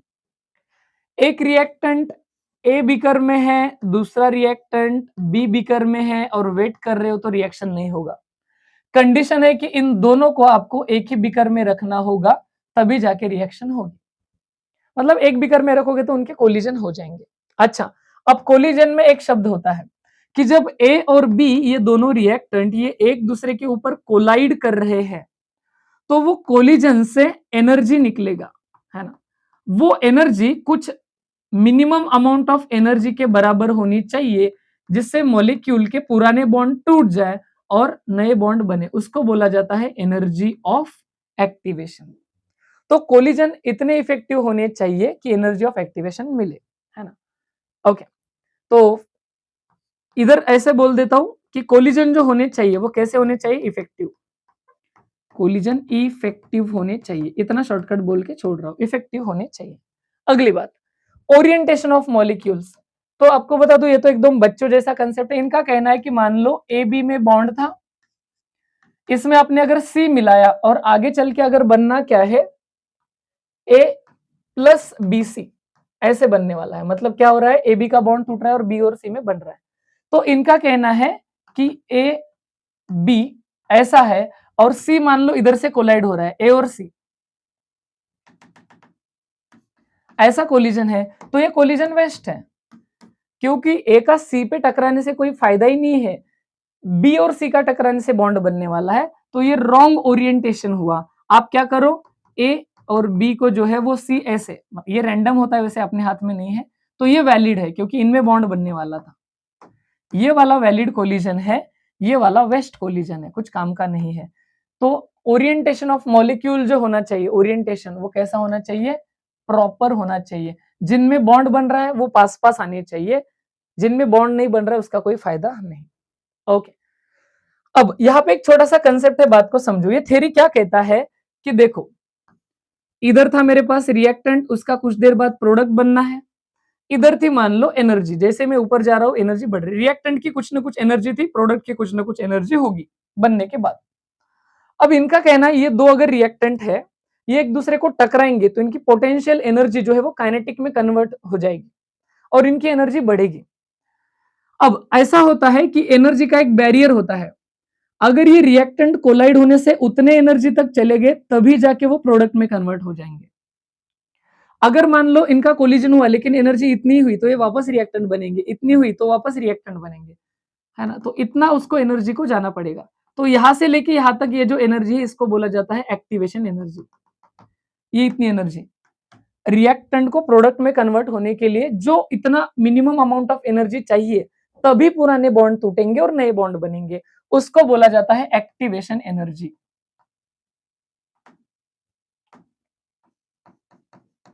एक्टिवेशन एनर्जी है ना, इसको बोला जाता है एक्टिवेशन एनर्जी। इतनी एनर्जी मिली तभी जाके रिएक्टेंट प्रोडक्ट में कन्वर्ट होंगे, नहीं तो वापस सेपरेट हो जाएंगे, फिर घूमेंगे घूमेंगे वापस कोलाइड होंगे। ऐसा कंटिन्यूअसली होता रहेगा, है ना, ऐसा कुछ तो भी है। तो ये एक्टिवेशन एनर्जी मतलब बेसिकली एक बैरियर हो गया, बैरियर कट ऑफ हो गया, इतना क्रॉस हो गया तो ही एडमिशन मिलेगा।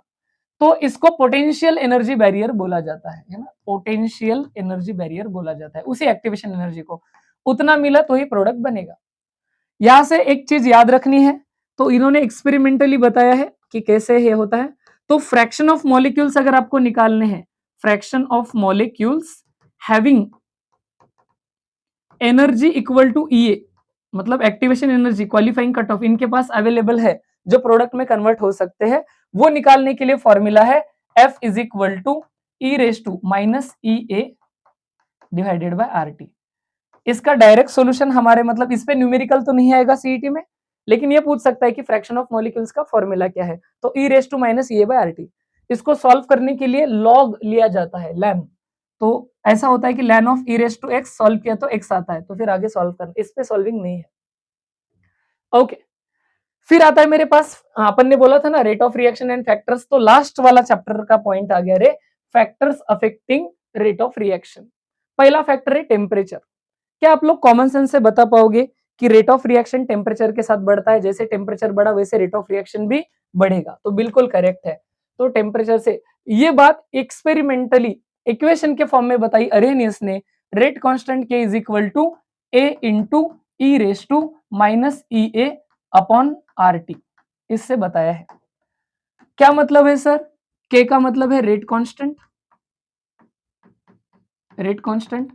ये जो ई रेस टू है ये एक्सपोनेंशियल फॉर्म में है, इसके लिए इस ए को बोला जाता है pre exponential factor. Pre exponential factor ऐसा नाम क्यों दिया सर? क्योंकि एक्सपोनेंट वाले वैल्यू के पहले आ रहा है ना, इसलिए वो प्री एक्सपोनेंशियल फैक्टर। ई क्या है? Activation energy. आर क्या है? Gas constant 8.3। टी है टेम्परेचर। तो इसको बोला जाता है अरेनियस इक्वेशन, है ना, अरेनियस इक्वेशन। ओके, इसको सॉल्व करके अपने को ग्राफिकल रिप्रेजेंटेशन दिया है, मतलब यहां से भी एक न्यूमेरिकल आता है, इस फॉर्मूला को याद करना है। कैसे? देखो, अरेनियस ने बोला था k is equal to a into e raise to minus E A upon are t. देखो, अगर इस ई रेस टू को सॉल्व करना है तो लैन लेना होता है, तो मेरे पास मिलेगा ln of k is equal to ln of A into e raise to minus E A by are t. ये तो ऐसे ही हो जाएगा sir, ln a into ln b, ln a plus ln b. ln of k is equal to ln of a plus ln of e raised to minus e a by rt।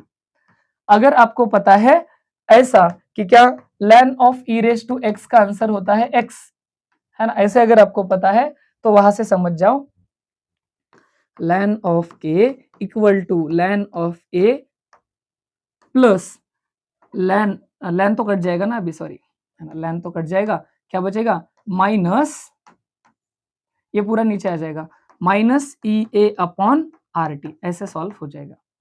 देखो, लेकिन अगर sir अपन solving करते हैं ना तो लेन से solving तो possible नहीं है, लेन से सॉल्विंग पॉसिबल नहीं है, तो इसको कन्वर्ट किस में करो? लॉग में कन्वर्ट करो। लेन का लॉग क्या होता है रे? 2.303 log to the base 10 of k is equal to, इसका क्या हो जाएगा? 2.303 log to the base 10 of A minus E A by are t. इसके पास कोई ये नहीं है ना, लेन नहीं है, उसका लेन कट हो गया। ये 2.303 बार बार आ रहा है, इस होल को डिवाइडेड बाय 2.303 कर देता हूं तो ये कट हो जाएगा, इसको भी डिवाइडेड बाय 2.303 कर देता हूं, कट हो जाएगा। लेकिन इसके पास नंबर नहीं है ना। देखो, सॉल्व कैसे करना होता है, इस पूरे लेफ्ट साइड को डिवाइड करो तो पूरे राइट साइड को डिवाइड करो, तो इसको भी करो और उसको भी करो, इसमें मल्टीप्लीकेशन नहीं है, माइनस का साइन है, तो इसके साथ रहेगा 2.303 वाला इक्वेशन। वापस फाइनल आंसर लिखता हूं, इस माइनस वाले को आगे लिखता हूं तो क्या मिलेगा? ये डेरिवेशन छोड़ दो, अपन वन शॉट देख रहे हैं।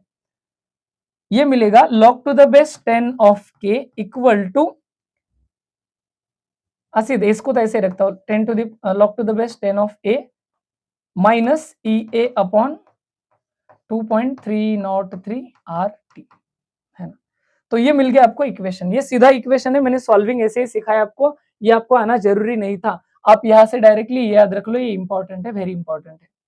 आपको बोल रहा है log 10 वर्सेस 1/t का ग्राफ बना, अपन ने बोला ठीक है, ग्राफ तो हमें एक ही आता है, y is equal to M x plus c. अब इसको आगे लिखता हूं, log to the base 10 of k equal to, देख y की जगह पे मिल गया, इसको आगे लिखता हूं माइनस ई ए अपॉन 2.303 आर, इसको जानबूझ के 1/t लिखता हूं, प्लस बचेगा log to the base 10 of a, ये मिल गया ना x मिल गया क्या, ये वाला, ये 1/t x मिल गया ना, वही तो चाह रहे थे अपन, ये वाला देखो, ये वाला, और ये y चाह रहे थे, तो स्लोप निगेटिव आया ना, डिसेंडिंग, और स्लोप का वैल्यू कितना है ये भी याद रख, यहाँ पे क्वेश्चन आएगा माइनस ई ए अपॉन 2.303 आर, है ना, ऐसे सॉल्विंग हो जाएगा, सही है। ओके चलो, तो ये ग्राफ भी समझ में आ गया। इस चैप्टर का लास्ट इक्वेशन डायरेक्टली याद रखना कि अपन दो अलग अलग टेम्परेचर पे रिएक्शन रख के सेट करके activation energy of unknown reaction निकाल सकते हैं एक्सपेरिमेंट करके। डायरेक्टली याद रखना last formula, log to the base 10 of K2 upon K1 is equal to, है ना, EA upon 2.303 R 1 upon T1 minus 1 upon T2। अब इसका भी डेरिवेशन टाइप में मैं नहीं बता रहा हूं, डायरेक्टली याद रख लेना है, वेरी इंपॉर्टेंट है। इसमें से आपको 1 2 3 4 5 वैल्यू देंगे, ये पूछेंगे, मोस्टली एक्टिवेशन एनर्जी पूछते हैं, कभी कभी ये भी देते हैं तो ये पूछते हैं, और सीईटी तो और आसान होता है, इसको डायरेक्टली याद रख लेना। ओके, फिर इफेक्ट ऑफ टेम्परेचर का ग्राफिकल रिप्रेजेंटेशन, इस ग्राफ को देखो रे ध्यान से, दिख रहा है क्या, देखो तो एक बार, विजिबल है क्या, क्या ये विजिबल है, यस बिल्कुल अच्छे से विजिबल है। तो ध्यान से देखो, इसमें पूछा था कि T1 और T2 दिया है, ये यहाँ पे है T1 और यहाँ पे है T2, कौन ग्रेटर है, आपको देखना था यहाँ पे, इधर काइनेटिक एनर्जी बढ़ रही है, इतनी एनर्जी माने एक्टिवेशन एनर्जी। इधर बहुत सारे बच्चों ने एक गलती किया, T1 is greater than T2 बोला, क्योंकि ये ग्राफ का ये हम बड़ा दिखा, लेकिन ये नॉनसेंस आंसर था, समझो बात को। इधर है fraction of molecules having kinetic energy और इधर है काइनेटिक एनर्जी। इधर T1 पे मॉलिक्यूल ज्यादा है लेकिन वो कम एनर्जी के, कुछ फायदे वाली बात नहीं है। आप ये से आगे देखो, ये जो T2 वाला ग्राफ जा रहा है, इसमें मुझे नोटिस हो रहा है कि ज्यादा मॉलिक्यूल्स आ रहे हैं, ये पूरे है ना उसके अंडर वाले। T1 पे कम मॉलिक्यूल है, तो इसका मतलब यहाँ पे कंक्लूजन क्या है, T2 is greater than T1। तो होता क्या है, टेम्परेचर बढ़ाने से जो आपके मॉलिक्यूल्स हैविंग एक्टिवेशन एनर्जी ज्यादा वाले बढ़ जाते हैं, है ना। ओके, दूसरा इफेक्ट ऑफ कैटलिस्ट, कैटलिस्ट क्या होता है, तो रेट को बढ़ाता है ना, विदाउट इटसेल्फ बीइंग कंज्यूम्ड। पहली बात तो ये पूछ सकते हैं, याद रख लेना, पोटेशियम क्लोराइड को MnO2 लगता है और H2O2 को आयोडेट, आयोडीन माइनस जिसको आयोडेट, आयोडाइड, आयोडेट क्या रे, आयोडाइड बोलो, आयोडाइड आयन, है ना, आयोडाइड आयन यूज किया जाता है और उसमें MnO2 यूज किया जाता है। अगेन कैटालिस्ट क्या करता है सर जिंदगी में, कैटालिस्ट जो होता है वो एक्टिवेशन एनर्जी को रिड्यूस करता है। कैसे रिड्यूस करता है, तो कैटालिस्ट क्या करेगा, कैटालिस्ट आपके रिएक्टेंट को सरफेस प्रोवाइड करेगा, माने कि आपका जो रिएक्टेंट है उस कैटालिस्ट पे एड्सॉर्ब हो जाएगा। एड्सॉर्ब होना यानी कोई ना कोई थोड़ा थोड़ा केमिकल इंटरेक्शन ही होता है। अभी केमिकल इंटरेक्शन होने की वजह से अगर मॉलिक्यूल इधर बॉन्ड बढ़ाएगा तो खुद के पुराने बॉन्ड कच्चे हो जाएंगे, बॉन्ड जल्दी टूटेगा और जल्दी रिएक्शन हो जाएगी, तो एक्टिवेशन एनर्जी रिड्यूस होगी। तो ये जो पहला वाला ग्राफ है ये विदाउट कैटालिस्ट है, विदाउट कैटालिस्ट, और दूसरे में क्योंकि एक्टिवेशन एनर्जी देखो कम हो गई EA2, तो ये विथ कैटालिस्ट है। बाकी कुछ याद नहीं रखना है ना, खत्म बात। एक और क्वेश्चन देख लो, क्वेश्चन मतलब ये फॉर्मेट देख लो, इधर दिया है फ्रैक्शन ऑफ मॉलिक्यूल्स। देखो अगर कैटालिस्ट नहीं है तो एक्टिवेशन एनर्जी ज्यादा है, तो उसके आगे कम मॉलिक्यूल्स रहेंगे, लेकिन जैसे ही मैंने कैटालिस्ट डाल दिया उसने एक्टिवेशन एनर्जी कम कर दी, एक्टिवेशन एनर्जी कम कर दी तो नंबर ऑफ मॉलिक्यूल्स हैविंग उतना एनर्जी ज्यादा हो जाएंगे। आसान भाषा में, आपका एक कॉलेज में सिलेक्शन करवाना है, कैटालिस्ट क्या करता है, कट ऑफ ही कम कर देता है। अब कैटालिस्ट ने कट ऑफ कम कर दिया, कैटालिस्ट ने कट ऑफ कम कर दिया तो ज्यादा बच्चे क्वालिफाई हो जाएंगे, ऐसा याद रखो। ओके, कुछ क्वेश्चन करते हैं रपारप 4-5 और चैप्टर को करते हैं finish. Calculate the rate constant for first order reaction having pre exponential factor A दिया है ए, और ये अपॉन पूरे का आंसर मस्त रेडीमेड दिया है। क्या है रे formula? log to the base 10 of k is equal to, है ना, log to the base 10 of A minus E A upon 2.303 r, ऐसा ही है ना, आर टी ऐसा ही है। देखो ध्यान से, अपने को है ना, तो आधा कैलकुलेशन तो रेडीमेड दे रखा है। कैसे रेडीमेड दे रखा है? देखो ध्यान से ना, ईयर को जाने दो थोड़ा सा ऊपर। ओके, क्या क्या दे रखा है ध्यान से देखो। log टू द बेस 10, ये तो अपने को निकालना है के। ए दे रखा है, ए इतना दिया है, log to the base 10 of 1.6 into 10 to the power 13। Okay, इसको एकदम अच्छे से लिखता हूँ सो दैट अपने को अच्छा खासा जगह मिले। क्या है equation? log to the base 10 of k equal to log to the base 10 of A minus E A upon 2.303 R T, है ना, ऐसा है। क्या क्या दे रखा है समझो बात को। log to the base 10 of 1.6 into 10 to the power 13, इस पूरे का आंसर दे रखा है 21। कितना सॉर्टेड होता है देखो, एकदम पूरे का आंसर दे रखा है। ये किसके लिए चल रहा है अपना? log to the base 10 of के लिए चल रहा है। इस log वैल्यू को साइड में सॉल्व करते हैं, log a into b, log a plus log b, log 1.6 रफली 0.12 होता है, और प्लस इसका आंसर आएगा 13, तो ये मेरे को मिलेगा 13.12। ये -21 है, -21 प्लस 13.12 अगर मैं कर दूं तो ये मिलेगा 8, ये मिलेगा 8, ये 4, 14, 15, 16, 17, 18, 19, 20, 21, 7, 7.88, तो ये मेरे को मिलेगा -7.88 equal to log to the base 10 of k. अब एंटी लॉग वाला अगेन मैंने आयोनिक में पढ़ा रखा है, अब यहाँ पे टाइम इतना नहीं दूंगा। इसका एंटी लॉग ले लो तो इसका भी एंटी लॉग लेना पड़ेगा। एंटी लॉग में आपको एक फॉर्मूला बताया था, pH is equal to x minus y, formula माने ट्रिक था वो। क्या करना है, यहाँ पे लेना है -7.88, तो अगर इसको सॉल्व कर ले तो सीधी बात है, तो फिर यहाँ पे 7 है तो -8 में आंसर आएगा, -8 में इन दो ऑप्शन में दिए है। फिर वापस, अब ठीक है, इसका एंटी लॉग का आपको सॉल्व कर लेना है, या फिर कहाँ से देख लेना है वो मेरे आयनिक वाले चैप्टर से देख लेना है। इसका आप एंटी लॉग लोगे, है ना, -7.88 का। वो कैसे देखना है वो एक बार देख लेना, टाइम कंस्टेंट की वजह से मैं आगे चल रहा हूँ, है ना, एंटी लॉग। फिर the rate constant is double when temperature increases from इतना तो इतना। उनका कहना है रेट कांस्टेंट के से 2k हो रहा है जब टेम्परेचर 27 डिग्री सेल्सियस से कितना 37 डिग्री सेल्सियस कर रहे हो, है ना। What is the activation energy? तो आपके पास मिल गया ना, ये K1 है और ये K2 है, ये T1 है और ये T2 है, ये K1, ये K2 और ये T1 और ये T2। क्या है इक्वेशन सर? इक्वेशन ऐसा है, log to the base 10 of K2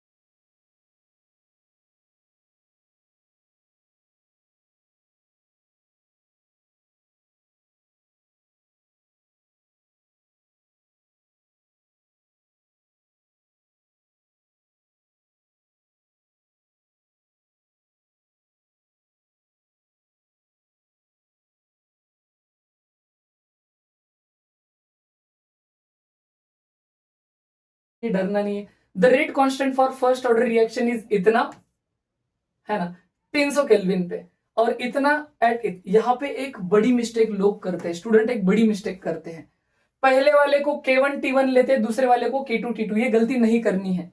याद रहे, याद रहे, लो टेम्परेचर माने T1 और उसके अगेंस्ट होता है K1। तो क्या क्या मिल गया मेरे को, ये मिल गया T1, ये मिल गया K1, ये मिल गया T2 और ये मिल गया K2, है ना। What is the energy of activation, वही फॉर्मूला है, सीधा सीधा लगा दो। क्या है formula, log to the base 10 of K2। K2 कितना दिया है मेरे पास, 0.58 divided by 0.026 is equal to EA upon 2.303 R। T2 कितना है, 300 minus 290, T2 minus T1 upon T1 into T2, है ना। ओके, इसको अच्छे से सॉल्व करके बताता हूं। ये हो गया मेरे पास 10, है ना। इसको सॉल्व करता हूं। अब मैं कुछ नंबर्स थोड़े से, आप लोग देखो पॉज करके सॉल्व कर लो, लेक्चर लेंदी हो रहा है तो मैं थोड़ा फटाफट आपको फाइनल आंसर बता देता हूं। 58 डिवाइडेड बाय 0.026, तो इसको अगर मैं सॉल्व करता हूं तो ये मेरे को मिलेगा लॉग टू द बेस 10 0.58। ये अगर इधर भेज दूंगा तो शायद से कैलकुलेशन आसान होने के चांसेस है, लेकिन ठीक है, लॉग को तो सॉल्व करना ही पड़ेगा, कोई ऑप्शन नहीं है।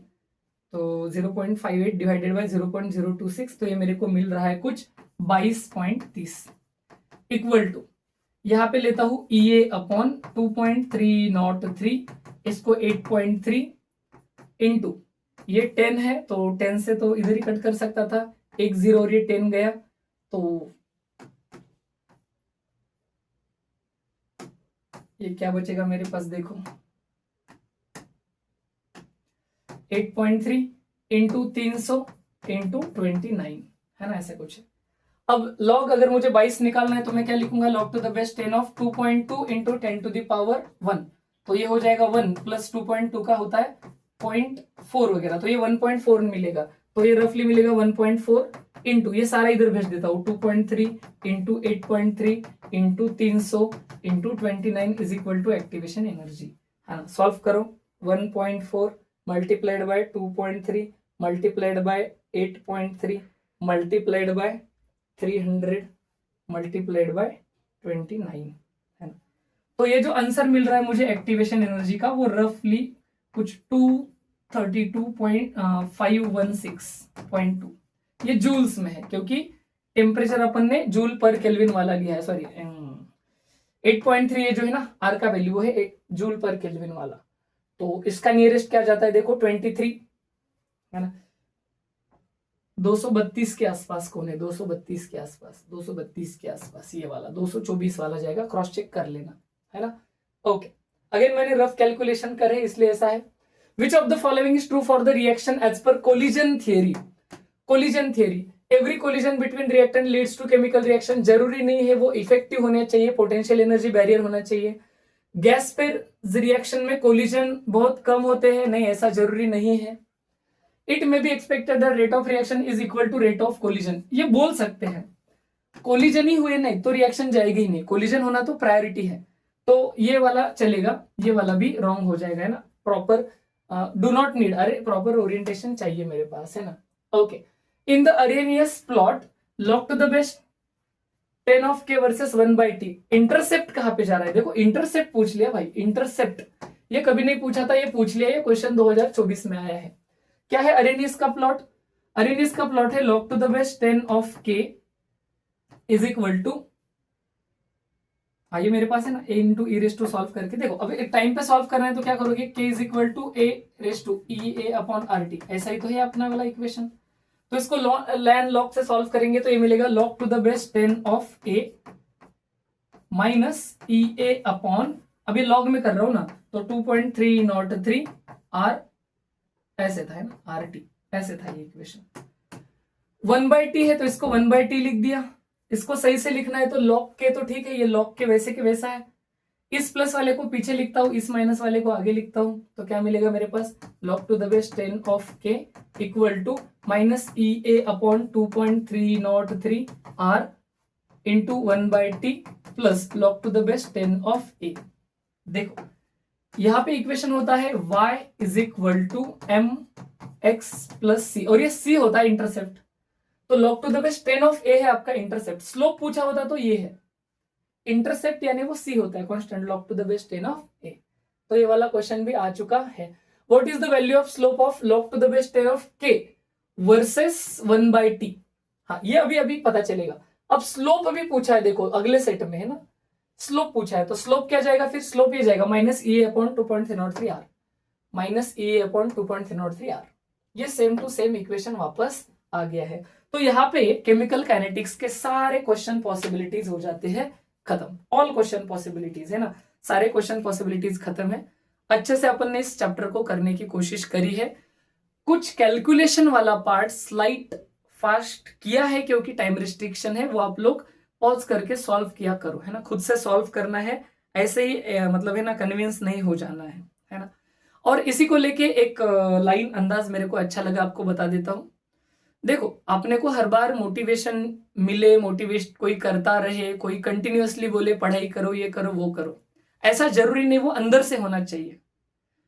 क्योंकि अगर अपने मन में कोई बात है तो ही अपन करेंगे, अदरवाइज नहीं करेंगे। तो जैसे कि कहा जाता है, देखो एनालॉजी को समझो, दरवाजे पर ताला इसलिए लगाया जाता है ताकि कहीं गलती से, दरवाजे पे ताला इसलिए लगाया जाता है ताकि कहीं गलती से ईमानदार व्यक्ति का ईमान न डगमगाए, वरना चोर के लिए ताला तोड़ना कौन सी बड़ी बात है। तो अगर मान लो है ना, तो अपने मन में है कोई चीज, हार्डवर्क करने का नेचर है, टेंडेंसी है, तो फिर अपन कर सकते हैं। अदरवाइज अगर मन से नहीं आया तो फिर कुछ भी पॉसिबल नहीं है। चलो, तो मिलते हैं अगले लेक्चर में।